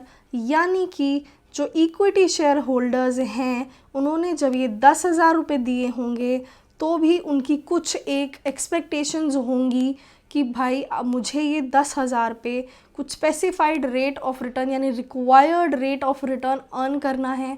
ठीक है, और जो 500 रुपीज़ बिलोंग करते हैं एज रिटेन अर्निंग उन्होंने रख लिए भले कंपनी ने, बट द अमाउंट, द 500 वाला जो अमाउंट है, this belongs to the equity share holder. तो वो क्या सोचेगा कि ये जो रिटेन इसने कर भी ली है अर्निंग, जो इसने रिटेन कर भी ली है अर्निंग्स मेरी, ये मैंने अर्न की है। ठीक है, तो मैं ये री इन्वेस्ट होने दे रहा हूँ, तो मैं कौन से रेट पे उसे री इन्वेस्ट होने दूंगा। इक्विटी शेयर होल्डर क्या सोचेगा, मैं कौन से अमाउंट पे री इन्वेस्ट होने दूंगा। जब मैं पहले 10,000 दे रहा था तो मैं रिक्वायर्ड रेट ऑफ रिटर्न पे इन्वेस्ट करना चाह रहा था, राइट। तो मैं दोबारा भी अगर कोई अमाउंट इन्वेस्ट कर रहा हूँ तो भी मैं क्या चाहूँगा कि रिक्वायर्ड रेट ऑफ रिटर्न मुझे मिलना चाहिए। यानी कि ये जो 10% का रेट है, ये जो 10% है, ये तो कंपनी कमा रही है। ठीक है, अगर इक्विटी वालों के बारे में बात करें तो इक्विटी वाले क्या कमा रहे हैं, क्या एक्सपेक्टेशंस हैं उनकी, देखो 700 रुपये वो कमा रहे हैं। ठीक है, ये 10,000 रुपये लगा के, यानी कितनी है रिटर्न ऑन इक्विटी, क्या आ रहा है हमारे पास, 7% का। यानी वो क्या चाहेंगे कि आप रिटेन कर लो। ठीक है, आप रिटेन कर लो, आप पैसे रख लो, बट मैं अभी 7% के रेट से इंटरेस्ट कमा रहा हूँ। ठीक है, मेरा रिटर्न कितना है, मेरा 7% का, तो मुझे ये जो मैं री इन्वेस्ट भी कर रहा हूँ अमाउंट, इस पर भी एटलीस्ट 7% तो दो। ठीक है, यानी अब क्या होगा, अब आप देखो ये जो 10,000 थे ये इंक्रीज़ हो गए, कितने हो चुके हैं, 10,500। यानी कि इसमें दो अमाउंट है, एक तो जो इनिशियली इन्वेस्ट किए थे 10,000 रुपीज़ वो हैं, और 500 रुपीज़ कौन से हैं, जो रिटेन्ड अर्निंग कह के कंपनी ने रख लिए थे। कंपनी इस 10,000 पे तो 7% कमा ही रही थी। ठीक है, 7% आपको दे ही रही थी। As an equity share holder आपकी क्या एक्सपेक्टेशन होंगी कि ये जो 500 का अमाउंट आपने रख लिया है कंपनी ने एज दी रिटेन्ड अर्निंग, इस पे भी 7% तो कमाओ कम से कम। ठीक है, कम से कम इस पे 7% तो कमाओ। ऐसा वो क्यों सोचेगा, देखो समझने की कोशिश करना। अब आप बोलोगे कंपनी तो 10% के रेट से कमा रही है, तो ये क्यों सोच रहा है कि 7% के रेट से कमाओ। सोचना, देखो कंपनी भले 10% के रेट से कमा रही है, इक्विटी शेयर होल्डर क्या सोचेगा, उसे तो 7% का रेट मिल रहा है ना, उसे तो 7% का रेट मिल रहा है। वो क्या बोलेगा, देखो अगर तुम 7% से ज़्यादा कमा सकते हो तो तुम रख लो। ठीक है ना, अगर तुम 7% से ज़्यादा कमा सकते हो इस 500 रुपये पे तो तुम रख लो। ठीक है, और अगर तुम्हें ऐसा लगता है कि तुम 7% से कम कमाओगे इस अमाउंट पे, इस 500 रुपये के अमाउंट पे, तो मुझे दे दो, मैं इन्वेस्ट कर लूँगा कहीं, क्योंकि मुझे तो दिख रहा है ना कि मेरा क्या है रिटर्न 7% का है। ठीक है, अगर कंपनी 10% कमा पा रही है तो मैं बोलूँगा कि आप रख लो, क्योंकि मैं तो कितना कमा पा रहा हूँ, सिर्फ 7% कमा पा रहा हूँ। आप सिर्फ इक्विटी शेयर होल्डर के पर्सपेक्टिव से सोचो कि इक्विटी शेयर होल्डर क्या सोचेगा। इक्विटी शेयर होल्डर के लिए जो 10% कंपनी कमा रही है वो मैटर नहीं करता है। ठीक है, जो 10% कंपनी कमा रही है वो इक्विटी शेयर होल्डर के लिए मैटर नहीं करता है। ऐसा इसलिए है क्योंकि इक्विटी शेयर होल्डर को मिल कितना रहा है रिटर्न ऑन इक्विटी, ओनली 7%। तो वो क्या सोचेगा कि अगर कंपनी, ठीक है, 7% से ज़्यादा कमा सकती है, 7% से ज़्यादा कमा के मुझे दे सकती है, तो भाई आप 500 रुपये रख लो। ठीक है, और अगर आप 7% से कम कमाते हो, आपको ऐसा लगता है कि भाई ठीक है 500 रुपये जो आप री इन्वेस्ट करोगे इस पर हम आपको 6% कमा के देंगे, तो आप क्या सोचोगे, मेरे को ऑलरेडी रिटर्न ऑन इक्विटी कितना मिल रहा है, 7% मिल रहा है। ठीक है, तो मैं कहीं और लगा लूँगा, भाई मुझे नहीं चाहिए ये, तुम क्यों री इन्वेस्ट कर रहे हो, मेरे पैसे मुझे वापस दो। यही सोचोगे ना। यानी वो क्या चाहेगा कि 10,000 पे तो 7% आप कमा ही रहे हो, इस 500 रुपये भी आप एटलीस्ट 7% तो कमाओ ही, यही चाहेगा। ठीक है, यानी कि वो क्या करेगा, अब आप देखो 10,000 पे तो आप कमा ही रहे थे जो कमा रहे थे, एक्स्ट्रा क्या कमा रहे हो आप देखो, ग्रोथ क्या होगा, जो एक्स्ट्रा चीज़ हो रही होगी वही ग्रोथ होगी। क्योंकि 10,000 तो आपने देखा कि अगर आप सारे के सारे पैसे वापस कर रहे थे और 10,000 के 10,000 आगे आपके इन्वेस्ट हो रखे थे, तो ना तो आपकी अर्निंग बढ़ रही थी ना आपका डिविडेंड बढ़ रहा था। ठीक है, दोनों में से जब कोई अमाउंट बढ़ ही नहीं रहा तो ग्रोथ की तो बात आती ही नहीं है। ठीक है, ग्रोथ कब आएगी, जब आपने रिटेन अर्निंग का कुछ अमाउंट रख लिया, ठीक है, तभी ग्रोथ की बात आएगी। तो फेयरली जो ग्रोथ है वो कितनी होनी चाहिए, यानी फेयर ग्रोथ कितनी होनी चाहिए आपके पास, जो आपने रिटेन कर लिया, जो आपका रिटेंशन रेशियो है, ठीक है, जो आपने रिटेन कर लिया फिगर, ठीक है, रिटर्न ऑन इक्विटी, ठीक है, सो दैट आप क्या कर पाओ, एट लीस्ट जो इक्विटी शेयर होल्डर है उसकी एक्सपेक्टेशंस तो एटलीस्ट आप फुलफिल कर पाओ। तो फेयर ग्रोथ क्या आएगी हमारे पास, retention ratio into return on equity. I hope आप लोगों को ग्रोथ का जो फॉर्मूला होता है हम उसको इस तरीके से लिखते हैं, G is equals to B into R। B is the retention ratio, R is the return on equity, G is the growth. ठीक है, आई होप एटलीस्ट आप लोगों को ये जो फॉर्मूला है इसके पीछे का रीज़न भी समझ में आ गया होगा और ये फॉर्मूला भी समझ में आ गया होगा, और आप अब ये एटलीस्ट ग्रोथ का जो कॉन्सेप्ट है वो चीज़ आप नहीं भूलोगे कि जो ग्रोथ है वो रिटेन अर्निंग के ऊपर ही हो सकती है। रिटेन अर्निंग अगर आप नहीं कर रहे हो, कोई भी अर्निंग आप रिटेन करके नहीं रख रहे हो, कंपनी रिटेन नहीं कर रही है, तो फिर ग्रोथ की कोई बात एटलीस्ट नहीं आती है। ठीक है जी, चलिए अब हम डिस्कस कर लेते हैं अबाउट डिविडेंड बेस्ड मॉडल्स के बारे में। ठीक है, यानी कि हमें क्या करना है, हमें निकालना है प्राइस ऑफ शेयर्स। ठीक है, यही करना है हमें, वैल्यू ऑफ शेयर ही निकालनी है ना, शेयर वैल्यूएशन का मतलब यही होता है कि वैल्यू ऑफ शेयर निकालनी है, प्राइस ऑफ शेयर निकालना है। ठीक है, तो हमारे पास कुछ डिविडेंड बेस्ड मॉडल्स होते हैं, कुछ अर्निंग बेस्ड मॉडल्स होते हैं। ठीक है, तो सबसे पहले हम डिस्कस कर लेते हैं डिविडेंड बेस्ड मॉडल्स के बारे में, जिसमें कि पहला केस है कि अगर कोई ग्रोथ हो ही नहीं रही है, when there is no growth.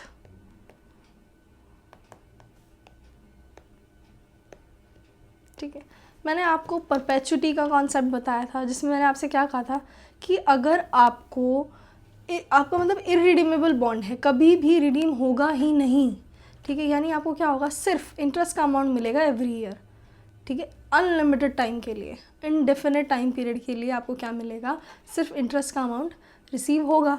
Equity shares आपने कम ही सुना होगा कि बायबैक हो रहा है, बस उतना ही सुना होगा। आप पता होगा कि इक्विटी शेयर्स तो मतलब इनडेफिनेट टाइम पीरियड के लिए ही होते हैं, यानी आपको जो उसमें डिविडेंड रिसीव होगा वो होगा परपैचुअल। ठीक है, यानी इक्विटी शेयर के ऊपर तो परपैचुअलिटी का ही कॉन्सेप्ट लगेगा, राइट क्योंकि डिबेंचर्स जो होते हैं, बॉन्ड्स जो होते हैं, वो तो रिडीमेबल होते हैं, उनकी कुछ सर्टेन लाइफ होती है।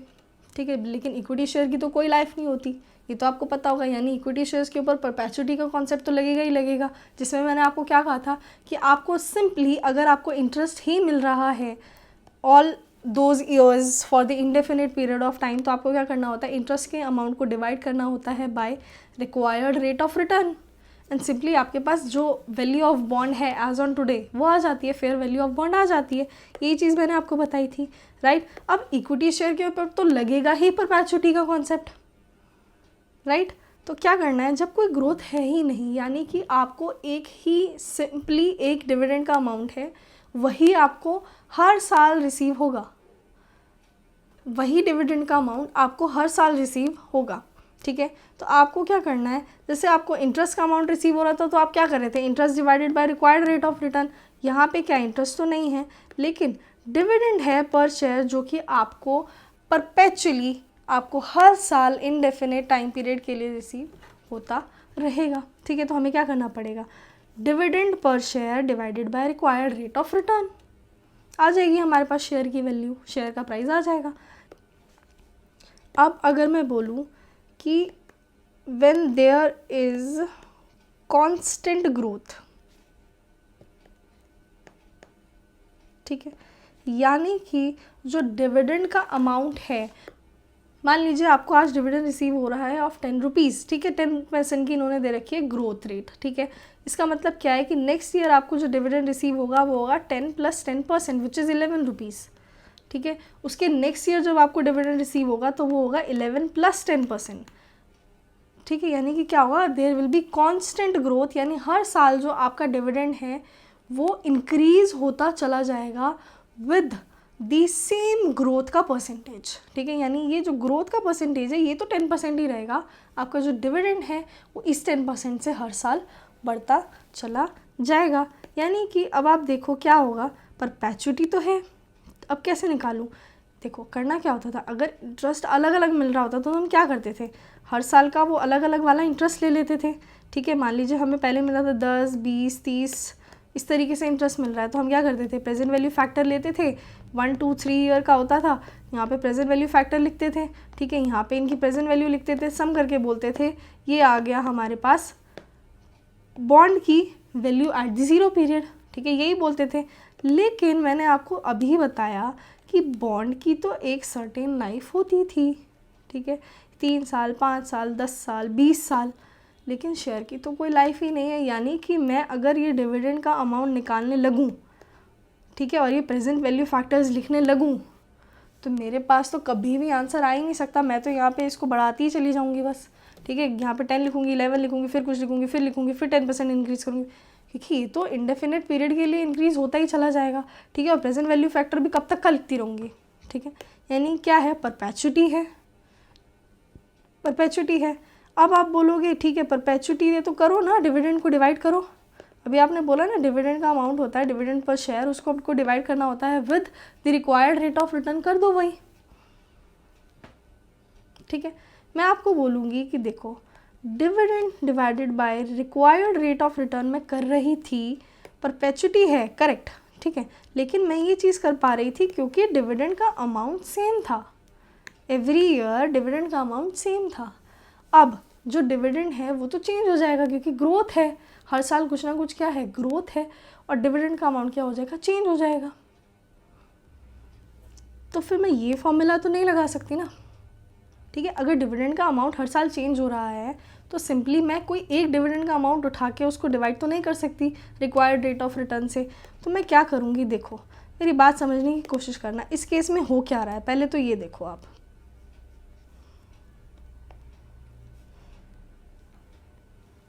मान लीजिए ये 0 पीरियड है, ठीक है, आपको हर साल पे कुछ डिविडेंड रिसीव होगा which is D1, D2, D3 and D4, ठीक है। हर साल क्या आ रही होगी, ग्रोथ आ रही होगी, यानी यहाँ पे अगर D था तो ये क्या होगा, D + G होगा D1 के बराबर, ठीक है। D2 क्या होगा, D1 में ग्रोथ ऐड की होगी तो D2 आया होगा, D2 में ग्रोथ ऐड की होगी तो D3 आया होगा, यही हुआ होगा, ठीक है। इतनी बात तो एटलीस्ट आप लोगों को समझ में आती होगी कि ग्रोथ अगर हो रही है हर साल तो हर साल का जो डिविडेंड है उसी में ग्रोथ ऐड हो रही होगी। यानी यहाँ पे अगर डिविडेंड D था तो D में ग्रोथ एडजस्ट होकर D1 आ रहा होगा, D1 में ग्रोथ एडजस्ट करके D2 आ रहा होगा, D2 में ग्रोथ एडजस्ट करके D3 आ रहा होगा, करेक्ट। चलिए आगे की बात करते हैं, मुझे क्या करना है, ये तो चलता जाएगा ना, ये तो चलता जाएगा, ठीक है, तो मैं इसको रोक तो नहीं सकते। चलिए बात करते हैं, मुझे क्या करना है, रिक्वायर्ड रेट ऑफ रिटर्न से इसको पीवी करना है, इसको भी रिक्वायर्ड रेट ऑफ रिटर्न से पीवी करना है, इसको भी करना है और इसको भी करना है, और मुझे तो करते ही जाना पड़ेगा ना ये चीज़, ठीक है। अब इतना सब तो मैं नहीं कर सकती, तो मैं क्या बोलूँगी, देखो सिंपली परपेचुटी का कॉन्सेप्ट है, मुझे क्या करना है, देखो हर साल ग्रोथ आ रही है सेम रेट से ग्रोथ आ रही है, यानी कि क्या हो रहा है, ये जो डी वाला जो अमाउंट है ना, ये जो चेंज हो रहा है इसमें समझने की कोशिश करना। आपको अगर मॉडिफाइड रेट, जो मैंने मॉडिफाइड YTM निकालना सिखाया था ना, मॉडिफाइड YTM में मैंने जो आपको कॉन्सेप्ट समझाया था, अगर वो चीज़ समझ में आ गई होगी तो ये भी आपके लिए समझना बहुत ईजी होगा, समझने की बहुत आराम से। इसको स्पीड में मत देखना, स्पीड कम कर लो, ठीक है, आराम से देखो, समझ में आएगा आपको। देखो मैं कह रही हूँ कि जब हम D1 पे आए हैं तो किस तरीके से आए हैं, D + ग्रोथ = D1, ऐसे ही आई हूँ मैं, ठीक है। यानी कि ग्रोथ क्या है, ग्रोथ क्या है, परसेंटेज है, यानी कि मैंने D में ग्रोथ का परसेंटेज ऐड किया है तो मैं कहाँ पहुँची हूँ D1 में। फिर मैंने क्या किया, फिर से ग्रोथ का परसेंटेज ऐड किया है और पहुँची हूँ D2 पे। यानी मैं ग्रोथ तो क्या कर रही हूँ, ऐड कर रही हूँ, ठीक है। यानी कि ग्रोथ का जो रेट है उसको यूज़ करके मैं ये जो डिविडेंड है आज का, इसकी फ्यूचर वैल्यू निकाल रही हूँ। क्या कर रही हूँ, फ्यूचर वैल्यू निकाल रही हूँ। यहाँ पे जो D1 है, ठीक है, eight the first year and, ठीक है, इसमें ग्रोथ का परसेंटेज यूज़ करके इस D1 की फ्यूचर वैल्यू निकाल रही हूँ at the second year and. Similarly D2 में ग्रोथ का परसेंटेज यूज़ करके इसकी फ्यूचर वैल्यू निकाल रही हूँ at the third year and. और यही चीज़ मैं आगे कंटिन्यू करती चलूँगी। यानी कि मैं क्या कर रही हूँ, इस G का यूज़ करके, इस G परसेंटेज का यूज़ करके निकाल रही हूँ future value of the same amount, ठीक है। यानी कि ये क्या है, सॉरी,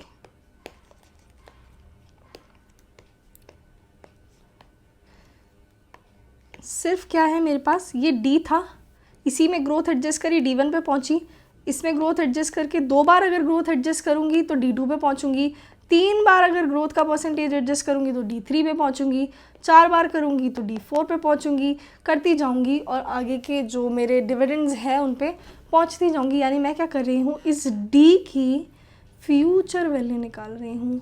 और एक्चुअली में जब मुझे वैल्यू निकालनी है ऑफ द शेयर तो मुझे करना क्या है, प्रेजेंट वैल्यू निकालनी है using the RR, using the required rate of return. मुझे क्या करना है, प्रेजेंट वैल्यू निकालनी है।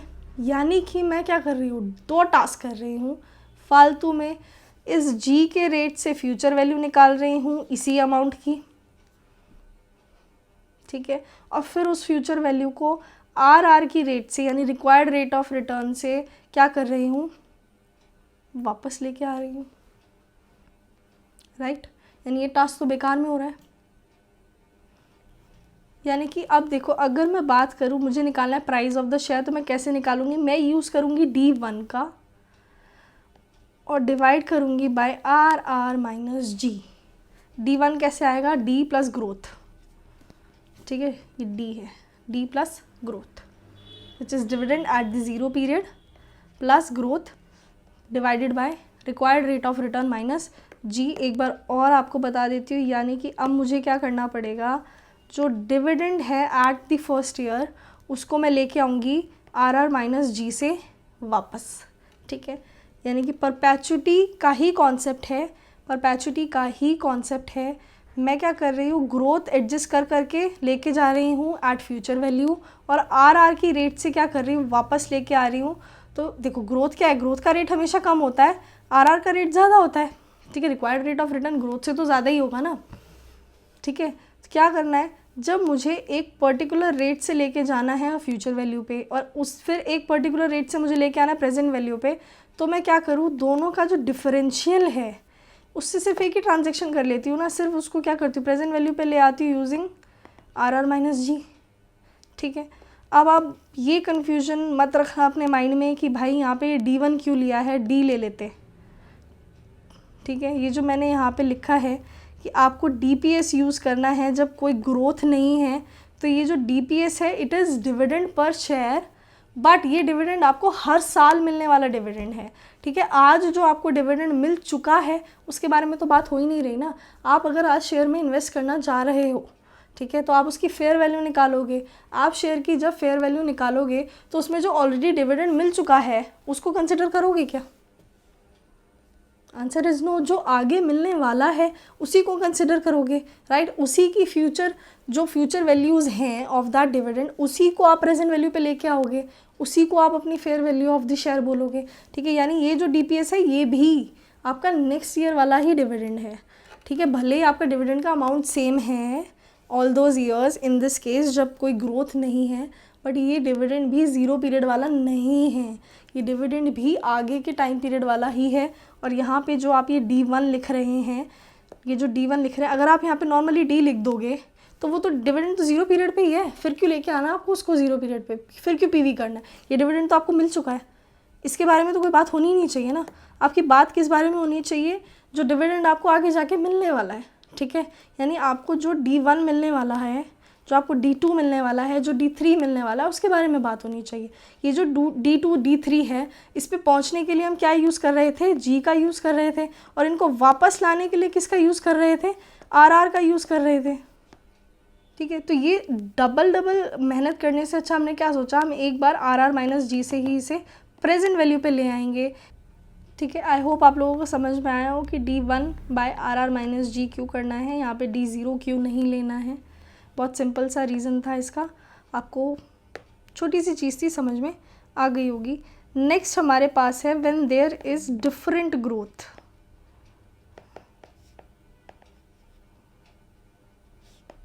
ठीक है, यानी कि ग्रोथ है बट डिफरेंट रेट से ग्रोथ आ रही है, यानी कि क्या हो रहा है, मान लीजिए आज किसी और परसेंटेज से, मान लीजिए फर्स्ट ईयर एंड है, सेकेंड है, थर्ड है, फोर्थ है, राइट।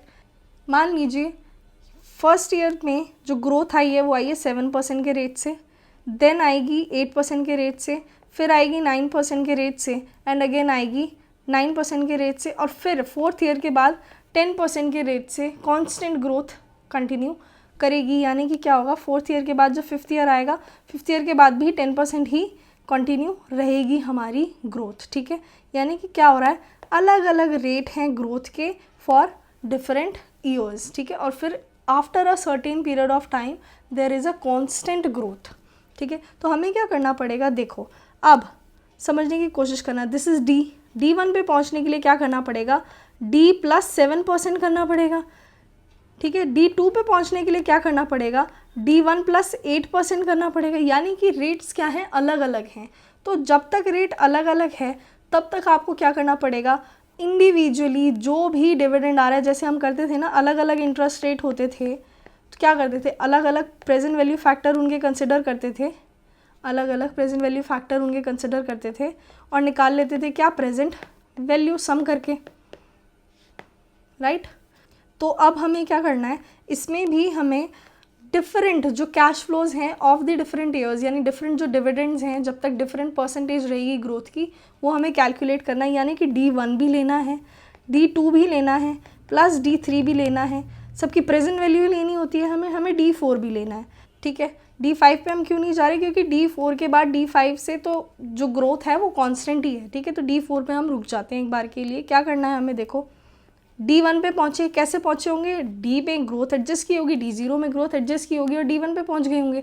ठीक है, क्या करेंगे हम, प्रेजेंट वैल्यू निकालेंगे। प्रेजेंट वैल्यू निकालने के लिए मैंने आपसे क्या कहा था, 1+ रिक्वायर्ड रेट ऑफ रिटर्न।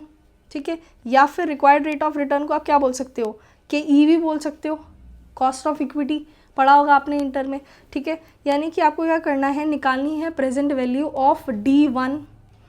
ठीक है, इस D1 को लेके आना है, D2 को भी लेके आना है ना जीरो पीरियड पे, तो कैसे करोगे आप, मैंने क्या कहा था, through out the year flow करता है, यानी 2 बार करना पड़ेगा, डिवाइड बाय 1+ KE का रेट, यानी हमें क्या करना पड़ेगा, 1+ RR से जो स्क्वायर है उससे डिवाइड करना पड़ेगा for calculating the value of the present value of the D2 which is the dividend at the end of second period, right.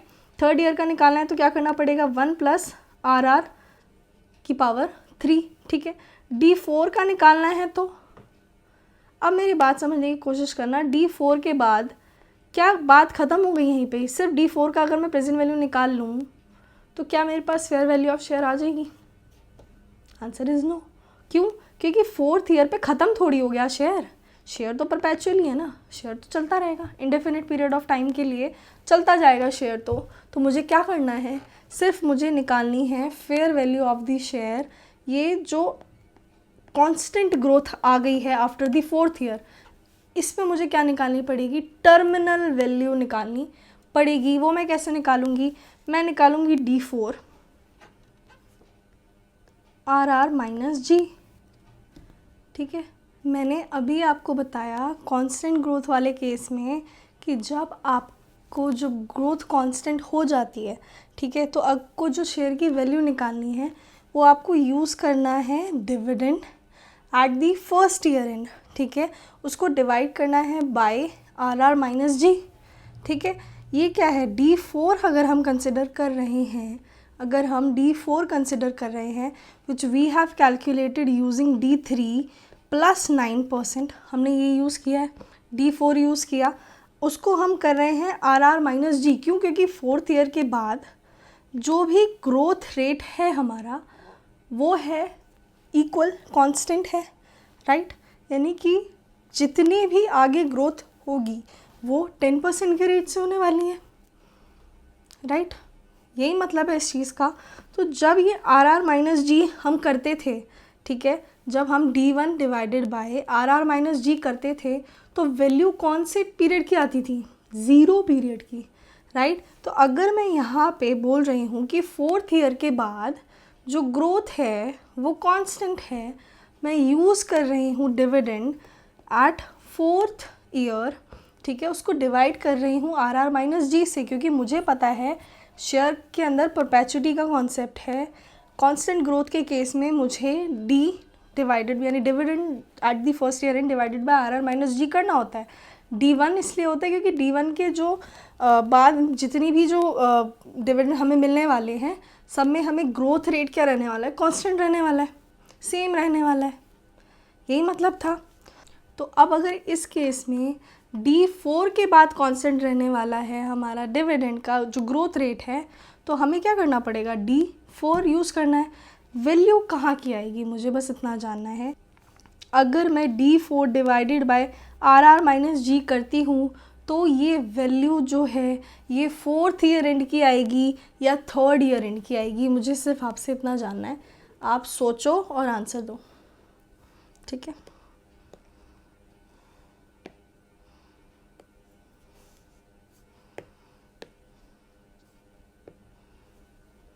सोच लिया? देखिए, जब हम निकाल रहे थे कांस्टेंट ग्रोथ के केस में value of the share at the 0 period, तो we were using D1 divided by RR minus G. Value कहाँ की आ रही थी? D1 यूज़ कर रहे थे, वैल्यू कहाँ की आ रही थी? 0 पीरियड की। D4 यूज़ कर रहे हैं तो वैल्यू कहाँ की आ रही होगी? 3rd ईयर एंड की, ठीक है। यानी हम ऑलरेडी इस फिगर को कहाँ पे लेके गए हैं? इसको हम बोलते हैं टर्मिनल वैल्यू। क्या बोलते हैं? टर्मिनल वैल्यू, ठीक है। ये जो टर्मिनल वैल्यू हमने कैलकुलेट की है ये ऑलरेडी कौन से ईयर की है? 3rd ईयर एंड की है। यानी कि अब अगर मुझे इस टर्मिनल वैल्यू की प्रेजेंट वैल्यू निकालनी है तो मुझे क्या यूज़ करना पड़ेगा? D3 था 3rd ईयर एंड वाला, तो मैं क्या कर रही थी? 1 + RR की पावर 3 थी, ठीक है। तो मुझे क्या करना पड़ेगा यहाँ पे?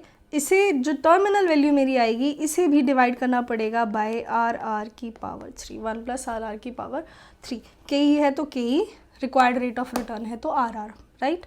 चलिए, आई होप आप लोगों को समझ में आया होगा कि अगर डिफरेंट ग्रोथ रेट है फॉर द डिफरेंट ईयर्स, तो जब तक आपका ग्रोथ रेट डिफरेंट है, ठीक है, जब तक कांस्टेंट नहीं हो रहा है, तो आपको क्या करना है? आपको डिविडेंड का एग्जैक्ट अमाउंट निकालना है हर ईयर का, जब तक डिविडेंड जो ग्रोथ रेट है हमारा वो अलग अलग है, डिफरेंट है, ठीक है, तब तक का हम निकालेंगे। डिफरेंट निकाला, डिफरेंट PV फैक्टर यूज़ किया फॉर ऑल दोज ईयर्स और फिर उनकी प्रेजेंट वैल्यू निकाली। बट जहाँ पे हमारा जो ग्रोथ रेट है वो कांस्टेंट हो गया, वहाँ पे हमने क्या किया? टर्मिनल वैल्यू निकाल ली, क्योंकि हमें पता है यहाँ पे एंड नहीं हुआ है, यहाँ पे सिर्फ क्या हो रहा है? ग्रोथ हमारी कांस्टेंट हो रही है अब इनडेफिनिट पीरियड ऑफ टाइम के लिए। हमने ऑलरेडी पढ़ लिया है कि अगर इनडेफिनिट पीरियड ऑफ टाइम के लिए कांस्टेंट रहती है हमारी ग्रोथ, ठीक है, तो हमें निकालनी पड़ती है value of the share using the D1 divided by RR minus G वाला फॉर्मूला, ठीक है। अब यहाँ पे हम उसे वैल्यू ऑफ शेयर तो नहीं बोल सकते, क्योंकि वो वैल्यू एक्चुअली में वैल्यू तो नहीं है, क्योंकि वो तो अब कुछ सर्टेन टाइम ऑफ पीरियड में हमें अलग अलग डिविडेंड मिले हैं, उनकी PV भी हमें यूज़ करनी है for calculating the fair value of the share, right. तो मैं उस वैल्यू को क्या नाम दे रही हूँ? जहाँ पे हमारी ग्रोथ रेट कांस्टेंट हो रही है, मैं उस वैल्यू को नाम दे रही हूँ टर्मिनल वैल्यू। और वो जो टर्मिनल वैल्यू है वो हम कैसे कैलकुलेट कर रहे हैं? यूजिंग द D4, यानी कि जहाँ पे भी जिस एक्चुअल डिविडेंड हमने दिया, ठीक है, हमने D4 पे डिविडेंड दिया। अब D4 के बाद जितने भी डिविडेंड मिलेंगे वो सारे सेम ग्रोथ रेट से मिलेंगे, ठीक है। तो जहाँ पे अब जिसके बाद हमारी जो ग्रोथ रेट हमारी जो कांस्टेंट हो गई है, राइट, वहाँ पे हमने वो वाला डिविडेंड कंसिडर किया, उसको डिवाइड किया by RR minus G, right.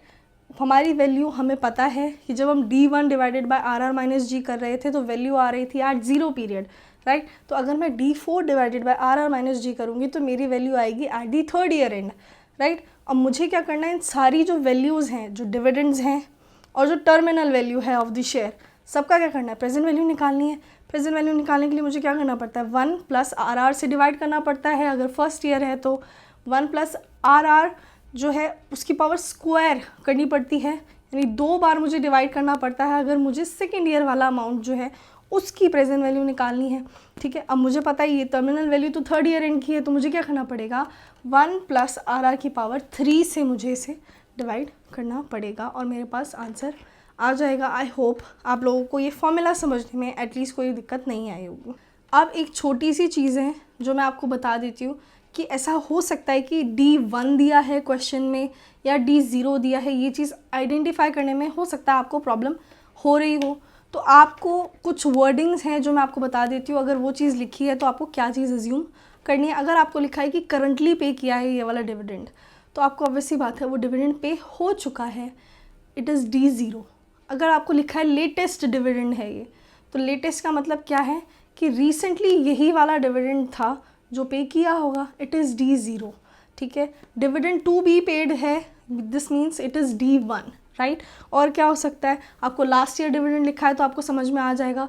Expected dividend अगर लिखा है, ठीक है, तो आपको समझ में आएगा कि वो D1 है, because it is not yet paid, right, it is only the expected amount, it will be D1। अगर आपको लिखा है company page the dividend, right, तो आपको फिर डिटरमाइन करना पड़ेगा कि आप उसे D0 लेना चाहते हो या D1 लेना चाहते हो, ठीक है। क्योंकि कंपनी पेज डिविडेंड का मतलब है कि वो ऑलरेडी पे कर चुकी है ये वाला अमाउंट, या आगे आके ये वाला ही अमाउंट वो आगे भी पे करेगी, तो D1 भी आप उसको कंसिडर कर सकते हो। फिर वो आपके ऑप्शन है आपके पास। अगर कोई भी आपको कन्फ्यूजन होती है क्वेश्चन के, आप वर्डिंग्स रीड कर रहे हैं, आपको कोई भी कन्फ्यूजन हो रही है कि D1 मानना है या D0 मानना है, आप उसको D1 मान के सॉल्व करके आ जाना, ठीक है। चलिए नेक्स्ट हमारे पास है PE ratio which is price earning ratio, ठीक है। फॉर्मूला आपको समझ में नाम से ही आ रहा होगा, it is price by earning, ठीक है। तो अगर आपको फेयर प्राइस दिया हुआ है तो आपका जो PE रेशियो आएगा वो भी फेयर PE रेशियो होगा, और अगर आपको एक्चुअल प्राइस दिया हुआ है तो आपका जो PE रेशियो आएगा वो भी एक्चुअल PE रेशियो आएगा। आई होप आप लोगों को इतनी चीज़ तो समझ में आ गई होगी, ठीक है। अब नेक्स्ट है हमारे पास अर्निंग बेस्ड मॉडल। अभी तक हमने जो देखा वो थे हमारे डिविडेंड ग्रोथ अप्रोच हमने देख लिया, ठीक है, डिविडेंड बेस्ड ही था वो। अब हम देख लेते हैं अर्निंग बेस्ड मॉडल्स, ठीक है। ये आपने ऑलरेडी इंटर में पढ़े होंगे, जैसे कि आपने गॉर्डन्स मॉडल पढ़ा होगा, ठीक है, वॉल्टर्स मॉडल पढ़ा होगा, PE अप्रोच वाला जो फॉर्मूला था वो भी पढ़ा होगा, ठीक है। कुछ आपके लिए बहुत न्यू नहीं है इसमें, मैं भी ज़्यादा नहीं एक्सप्लेन करूँगी, बट जितना मुझे लगता है नेसेसरी है आपको बताना उतना मैं आपको बता दूँगी। गॉर्डन्स मॉडल क्या कहता है कि आपको जो प्राइस निकालना है उसका फॉर्मूला आपके पास है EPS 1 minus B divided by KE minus B into R। Gordon's model में ये फॉर्मूला आपने पढ़ा होगा कि P0 अगर आपको निकालना है तो you need to use the earning per share at the first year end. उसमें से आपको माइनस करना पड़ेगा 1 minus B। 1 minus B means जो आप रिटेन कर रहे हो, ठीक है, जो आप रिटेन कर रहे हो वो पार्ट आपको क्या करना है, हटाना है। मीन्स जो आप सिर्फ डिस्ट्रीब्यूट कर रहे हो वो वाला पार्ट आपको कंसिडर करना है for calculating the price of the share at the zero period and. क्योंकि हम अभी भी आपने देखा मैंने क्या लिया था वहाँ पे, DPS लिया था, डिविडेंड प्राइस और डिविडेंड पर शेयर लिया था, राइट, ठीक है। मैंने वहाँ पे कहीं पे नहीं लिखा कि रिटेन अर्निंग मैंने कंसिडर करी है, ठीक है। तो यही सेम बात गॉर्डन्स मॉडल में भी है कि आप जो अर्न कर रहे हो, जो आपका अर्निंग पर शेयर है, उसमें से आपने जो रिटेन कर लिया वो वाला पार्ट आप हटा दो, बचा आपके पास डिविडेंड वाला पार्ट, ठीक है, which is DPS at the first year and. वो आप कंसिडर करो। उसको आपको क्या करना है, आपको निकालनी है प्रेजेंट वैल्यू। आप क्या कर रहे थे, के ई माइनस जी कर रहे थे। जी मैंने आपको बताया था it is B into R, right. Same चीज़ आपने यहाँ पे भी करनी है, ठीक है। फॉर्मूला कुछ बहुत नया नहीं है, अलग तरीका था उनका ये फॉर्मूला को प्रेजेंट करने का, उन्होंने अलग तरीके से प्रेजेंट किया है। आप देख रहे होगे कुछ भी डिफरेंट नहीं है इसमें, ठीक है ना। वही DPS है, वही डिवाइडेड बाय के ई माइनस जी है, बट लिखने का तरीका क्या है, you have taken the earning per share, you have excluded the amount of the retained earnings, then you have calculated the present value using the required rate of return which is KE minus G, which they have mentioned as B into R. R जो है यहाँ पे ये है री investment का rate, ठीक है। अब अगर रिटर्न ऑन इक्विटी जो मतलब मैंने पहले आपको बताया था कि ग्रोथ हम कैलकुलेट करते हैं using B into R, R is return on equity, ठीक है। क्योंकि फेयरली इक्विटी शेयर होल्डर यही चाहेगा कि जो ग्रोथ है, फेयरली जो ग्रोथ है वो एटलीस्ट इतना तो हो कि मैं जो रिटेन अर्निंग आप लोगों को दे रहा हूँ, ठीक है, जो आप रिटेन करके रख रहे हो, एटलीस्ट आप उस पर रिटर्न ऑन इक्विटी जो मेरा है उतना तो कमाओ, ठीक है। लेकिन ऐसा हो सकता है प्रैक्टिकली कि कंपनी जो री इन्वेस्ट कर रही है वो किसी और रेट पे कर रही है, ठीक है। इसलिए आपका जो ग्रोथ होता है ना कंपनी का, दैट मे डिफर, राइट। तो ये जो B इंटू आर है, इसमें R का मतलब री इन्वेस्टमेंट रेट है, जिसमें कि कंपनी जिस रेट से री इन्वेस्ट कर रही होगी, करेक्ट। चलिए नेक्स्ट हमारे पास है वॉल्टर्स मॉडल, ठीक है। वॉल्टर्स मॉडल में क्या था, जैसे मैंने आपको ग्रोथ वाला जो कॉन्सेप्ट मैं आपको समझा रही थी, मैंने आपको उसमें क्या बताया था कि अगर ऐसा है कि जो री इन्वेस्टमेंट रेट है कंपनी का वो ज़्यादा है, हमारी जो हम चाहते हैं, जो इक्विटी शेयर होल्डर चाहता है कमाना, it is required rate of return, it is KE only, ठीक है। तो कॉस्ट ऑन इक्विटी कंपनी के लिए वही कॉस्ट होगी ना जो इक्विटी शेयर होल्डर कमाना चाहता होगा, ठीक है। तो कॉस्ट ऑन इक्विटी अगर ज़्यादा है, मतलब कॉस्ट ऑन इक्विटी अगर कम है, आपका जो री इन्वेस्टमेंट रेट है वो ज़्यादा है, यानी कि कंपनी जो री इन्वेस्ट करेगी जिस रेट पे वो तो ज़्यादा है, लेकिन अगर इक्विटी शेयर होल्डर खुद इन्वेस्ट करेगा तो उसका रेट क्या है, कम है।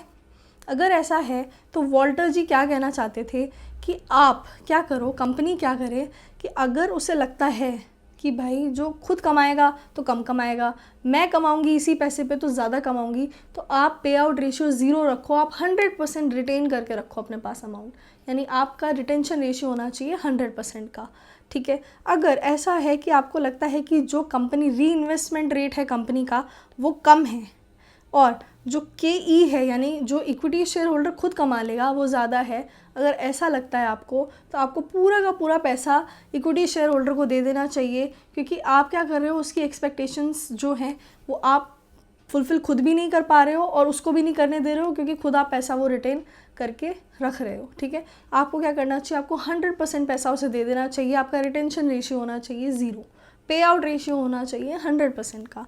अगर आपका जो री इन्वेस्टमेंट रेट है और जो मतलब इक्विटी शेयर होल्डर की जो मतलब रिक्वायर्ड रेट ऑफ रिटर्न है अगर वो इक्वल आ जाता है, फिर आप किसी भी अमाउंट का डिविडेंड पे करो, क्योंकि वो भी उतना ही कमा रहा है, आप भी उतना ही कमा रहे हो, आप रख के कमा लो, ठीक है। 50% उसको दे दो, वो भी उतना ही कमाएगा, 50% आप रख लो, आप भी उतना ही कमाओगे, ठीक है। 30% उसको दे दो, 70 खुद रख लो, क्योंकि जो अर्निंग्स हो रही हैं वो इक्वल ही हो रही हैं। इन्होंने आपको फॉर्मूला बताया,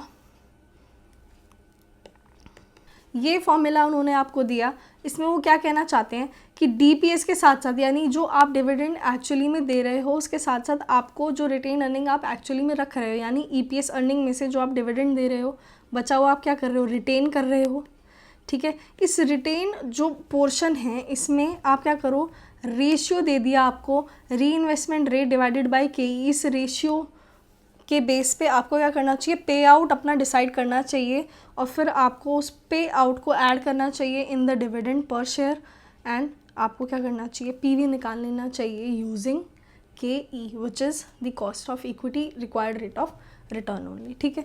ये फॉर्मूला वैसे तो आपको याद होगा क्योंकि आप इंटर में भी पढ़ के आ चुके हो, नहीं है याद तो अब आप याद कर लेना, ठीक है। ऐसा जिसमें कुछ है नहीं। नेक्स्ट है हमारे पास PE मल्टीपल अप्रोच।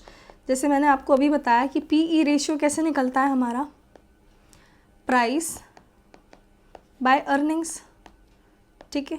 अगर मैं इसे मल्टीप्लाई कर दूँ with the earning per share, ठीक है, यहाँ पे भी अर्निंग्स है, यहाँ पे भी अर्निंग है, मैं क्या कर दूँगी, कैंसिल आउट कर दूँगी, मेरे पास क्या बचेगा, प्राइस। यानी मैं पीई मल्टीपल अप्रोच में क्या करती हूँ, पीई रेशियो का यूज़ करके price of the share calculate कर लेती हूँ, ठीक है। यानी मेरे पास फॉर्मूला क्या आएगा, PE ratio into EPS, this will be the formula for calculating the price of the share, right, ठीक है।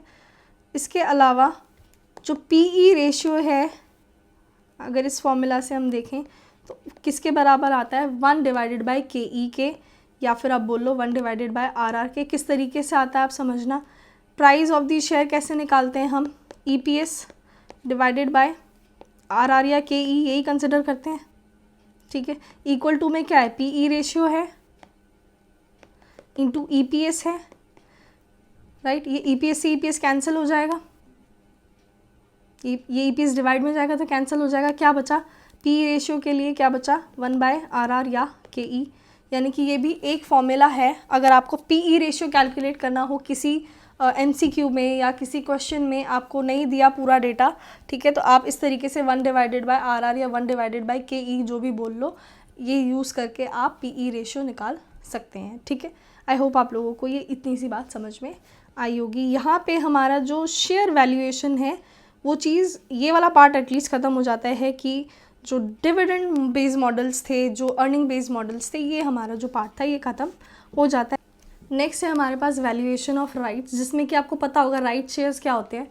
आपको क्या, अगर आप एक एग्जिस्टिंग शेयर होल्डर्स हैं तो आपको ये अधिकार दिया जाता है अंडर दिस राइट इशू कि आप पहले ये जो शेयर्स हैं आप ख़रीद लीजिए, ठीक है। आपको कम प्राइस में ख़रीदने का एक राइट दिया जाता है, ठीक है। शेयर्स जो इशू कर रहे हैं वो इशू करते हैं at a certain price which is lower than the market price, ठीक है, जिसको कि हम बोलते हैं, जो एक्सरसाइज प्राइस होता है उसे हम बोलते हैं राइट इशू प्राइस। यानी इस प्राइस पे आप क्या कीजिए, जो शेयर्स हैं उन्हें आप परचेस कर लीजिए, ठीक है।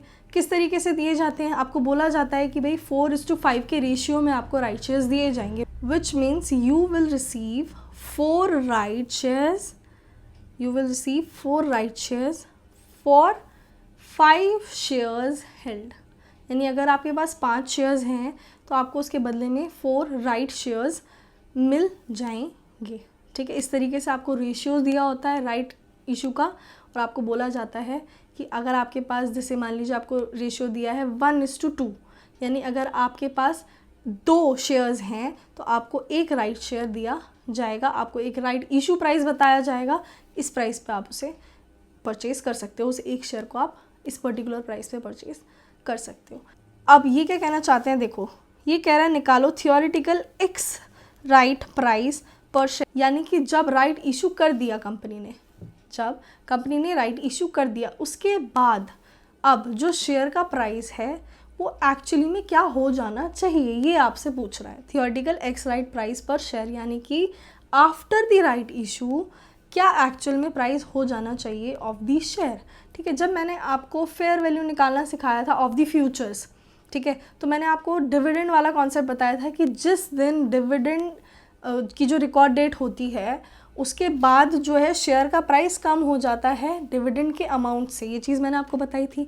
सिमिलरली यहाँ पे भी क्या होगा, जब आपको राइट शेयर्स इशू कर दिए, ठीक है, आपसे पूछ रहा है कि अब राइट शेयर्स मैंने इशू कर दिए, एक रिकॉर्ड डेट आई होगी, ठीक है, उस दिन पे जिसके पास 5 शेयर होंगे उनको 4 शेयर दे दिए क्योंकि रेशियो था 4:5 हेल्ड, ठीक है, मतलब राइट दे दिया, शेयर्स नहीं दिए, सॉरी, राइट दे दिया कि अगर वो चाहें तो ख़रीद सकते हैं, और अगर वो चाहें तो वो राइट किसी और को भी दे सकते हैं। राइट रिनाउंस करना बोलते हैं जिसे कि हम, कि वो क्या कर सकते हैं, अपना ये अधिकार किसी और को भी दे सकते हैं कि भाई 4 शेयर तू खरीद ले इस पर्टिकुलर प्राइस पे, which is right issue price, ठीक है।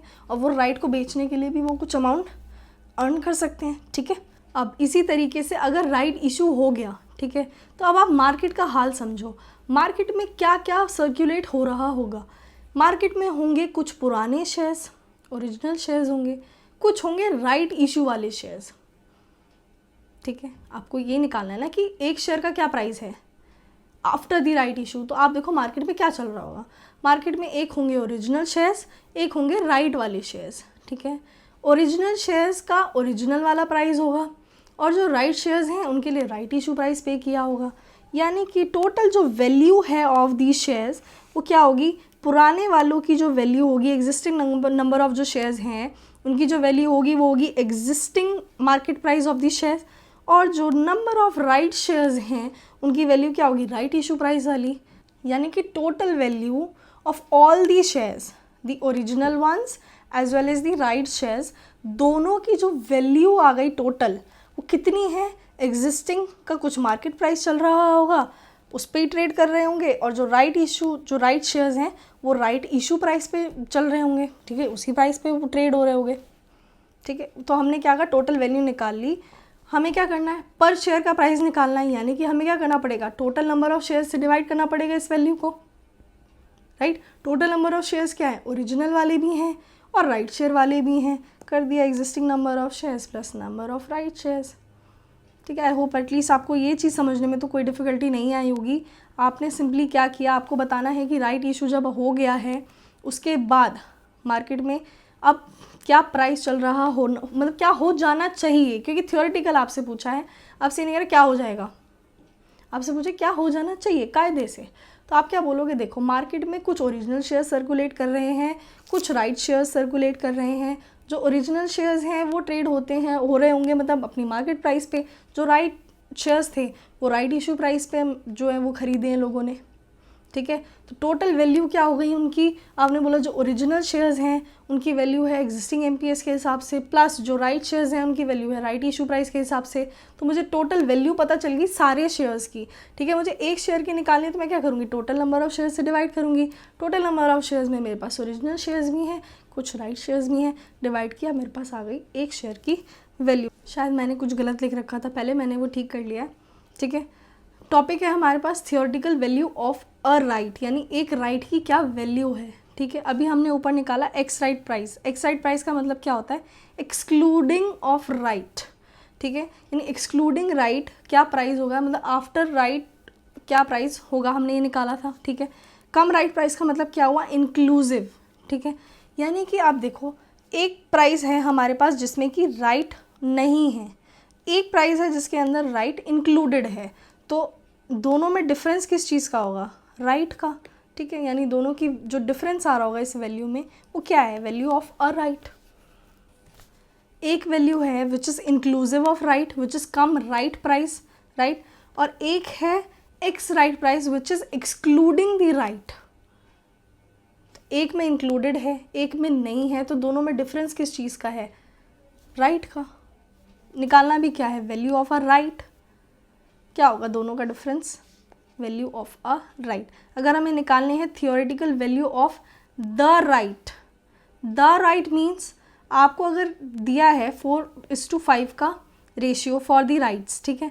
अगर आप निकाल रहे हो कि एक राइट की क्या वैल्यू है, it is value of a right, ठीक है। अगर आप निकाल रहे हो इन चारों की वैल्यू क्या है, क्योंकि 5 के बदले में आपको 4 मिल रहे हैं ना, तो इन चारों की वैल्यू अगर आप निकालोगे it is value of the right, ठीक है। यानी कि आपको क्या करना है, जो वैल्यू ऑफ अ राइट आप अभी निकाल के आए हो उसको मल्टीप्लाई करना है with the number of rights held. जैसे कि आपको यहाँ पे 4 मिलेंगी तो आपको क्या करना है, 4 से मल्टीप्लाई करना है वैल्यू ऑफ अ राइट को, आपके पास आ जाएगी वैल्यू ऑफ द राइट। आपको अगर ये यहाँ पे राइट वाली चीज़ें समझ में नहीं आ रही हैं, क्वेश्चन करते टाइम आपको बहुत अच्छे से समझ में आ जाएगी, कन्फ्यूजन आपकी सारी दूर हो जाएगी, ठीक है। तो टेंशन लेने की ज़रूरत इसमें नहीं है।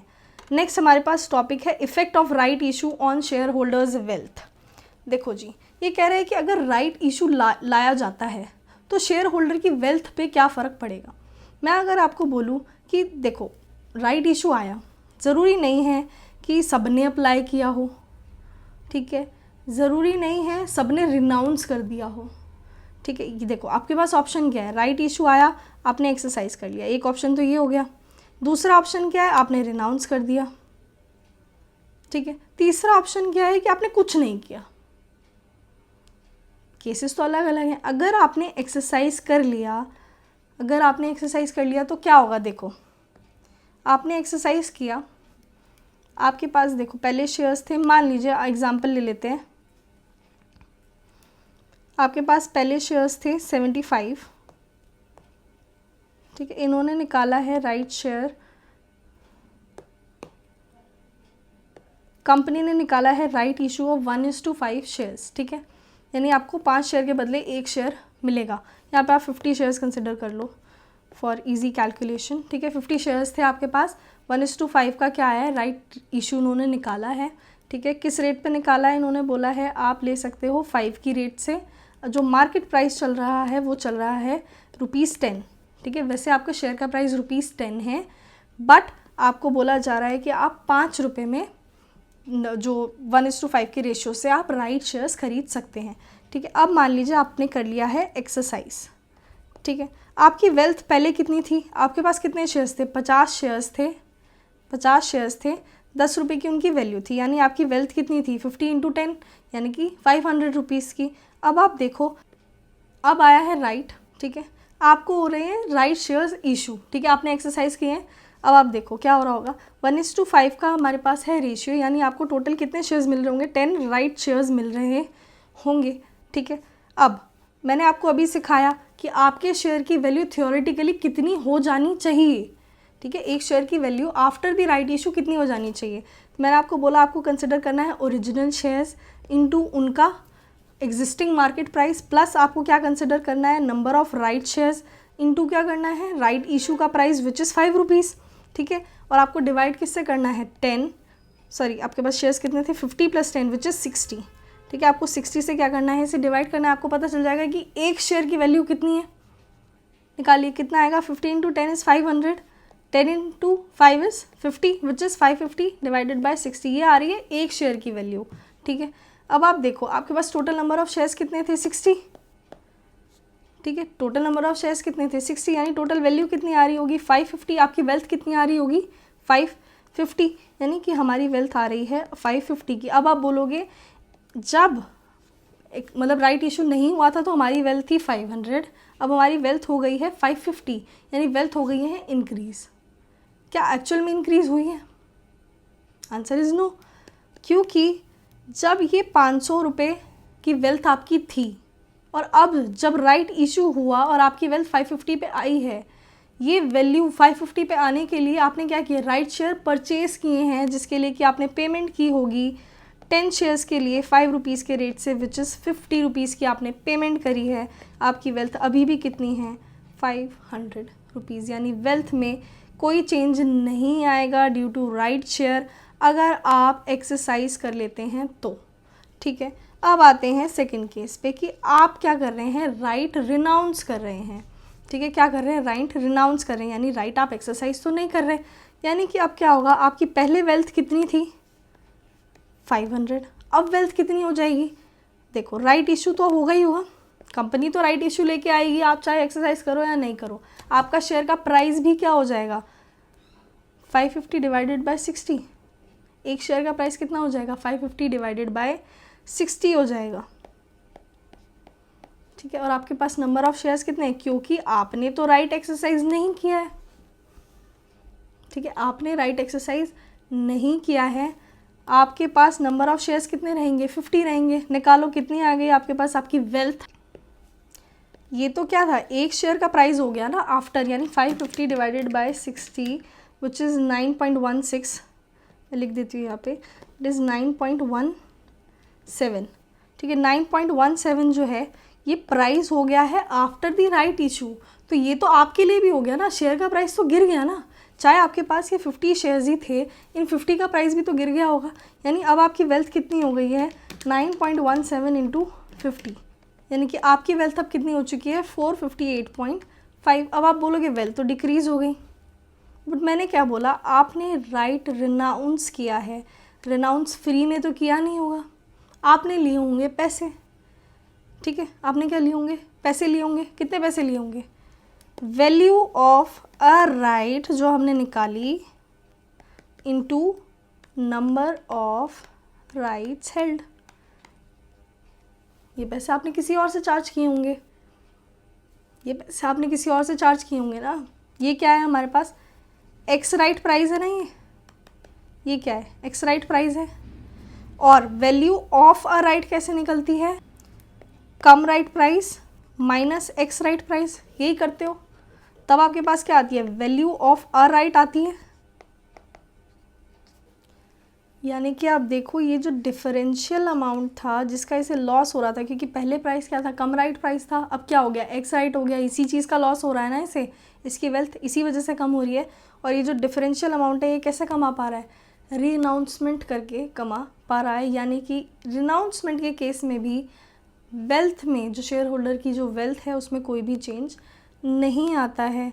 लेकिन अगर वो राइट शेयर्स का कुछ नहीं करता, ना ही वो एक्सरसाइज करता है, ना ही वो रिनाउंस करता है, अगर दोनों में से वो कुछ भी नहीं कर रहा है, तब उसकी वेल्थ क्या हो जाएगी, रिड्यूस हो जाएगी। ऐसा क्यों होगा, क्योंकि एक्स राइट प्राइस कुछ आएगा, ठीक है, उसके ओरिजिनल नंबर ऑफ शेयर से मल्टीप्लाई करोगे, वेल्थ कम हो जाएगी, और उसके पास कवर अप करने के लिए ना ही तो वो राइट रिनाउंस कर रहा है और ना ही ऐसा है कि उसने ऑलरेडी राइट को परचेज़ कर लिया, तो उसकी जो वेल्थ है वो इंक्रीज़ हो गई और पेमेंट माइनस करने के बाद वेल्थ बराबर रही। ऐसा तो कुछ होगा नहीं।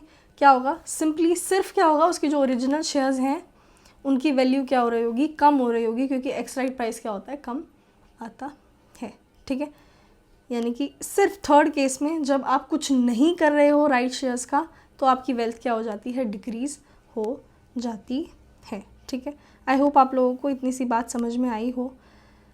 अब हमारे पास बचा है valuation of money market instruments, जो कि आपको विद क्वेश्चन समझ में आ जाएगा, ठीक है। ऐसा जिसमें कुछ भी नहीं है, सिर्फ आप मनी मार्केट इंस्ट्रूमेंट्स में ये याद रखो, आपको पता होगा कॉमर्शियल पेपर क्या होता है, टी बिल क्या होता है, ये सारी चीज़ें आपको पता होगी, ठीक है। सिंपली आप बस एक चीज़ याद रखो, मनी मार्केट इंस्ट्रूमेंट की वैल्यूएशन समझने के पर्पज़ से सिर्फ इतनी चीज़ याद रखो कि जो मनी मार्केट इंस्ट्रूमेंट्स हैं वो इशू होते हैं डिस्काउंटेड रेट से, ठीक है, इशू होते हैं डिस्काउंटेड प्राइस पे।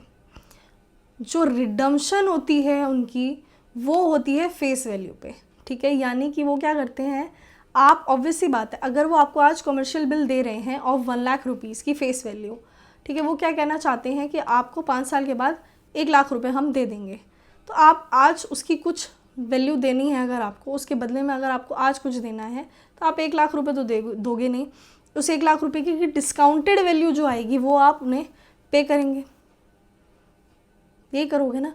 यानी कि वो क्या करते हैं, पेमेंट जो करेंगे आफ्टर द टाइम पीरियड वो पे करेंगे एट दी फेस वैल्यू, वो जो इशू करते हैं वो करते हैं डिस्काउंटेड प्राइस पे, ठीक है। इतना अगर आपको समझ में आ गया तो आपको यहाँ पे ये चीज़ समझ में आ रही होगी कि जो इशू प्राइस मैंने यहाँ पे लिखा है, इशू प्राइस कैसे कैलकुलेट किया, फेस वैल्यू की प्रेजेंट वैल्यू निकाल दी और आपको बता दिया कि क्या इशू प्राइस होगा। अगर आपको क्वेश्चन में फेस वैल्यू नहीं गिवन है, कमर्शियल पेपर का केस है, तो आप 1 लाख और 5 लाख दोनों में से कुछ भी अज्यूम कर सकते हो। और अगर कमर्शियल पेपर नहीं है, कुछ टी बिल वगैरह है, तो आप ₹100 को आप कंसिडर कीजिए आपकी फेस वैल्यू। इसमें आपको दिया है, एक होती है डिस्काउंट यील्ड, एक है इक्विवेलेंट यील्ड।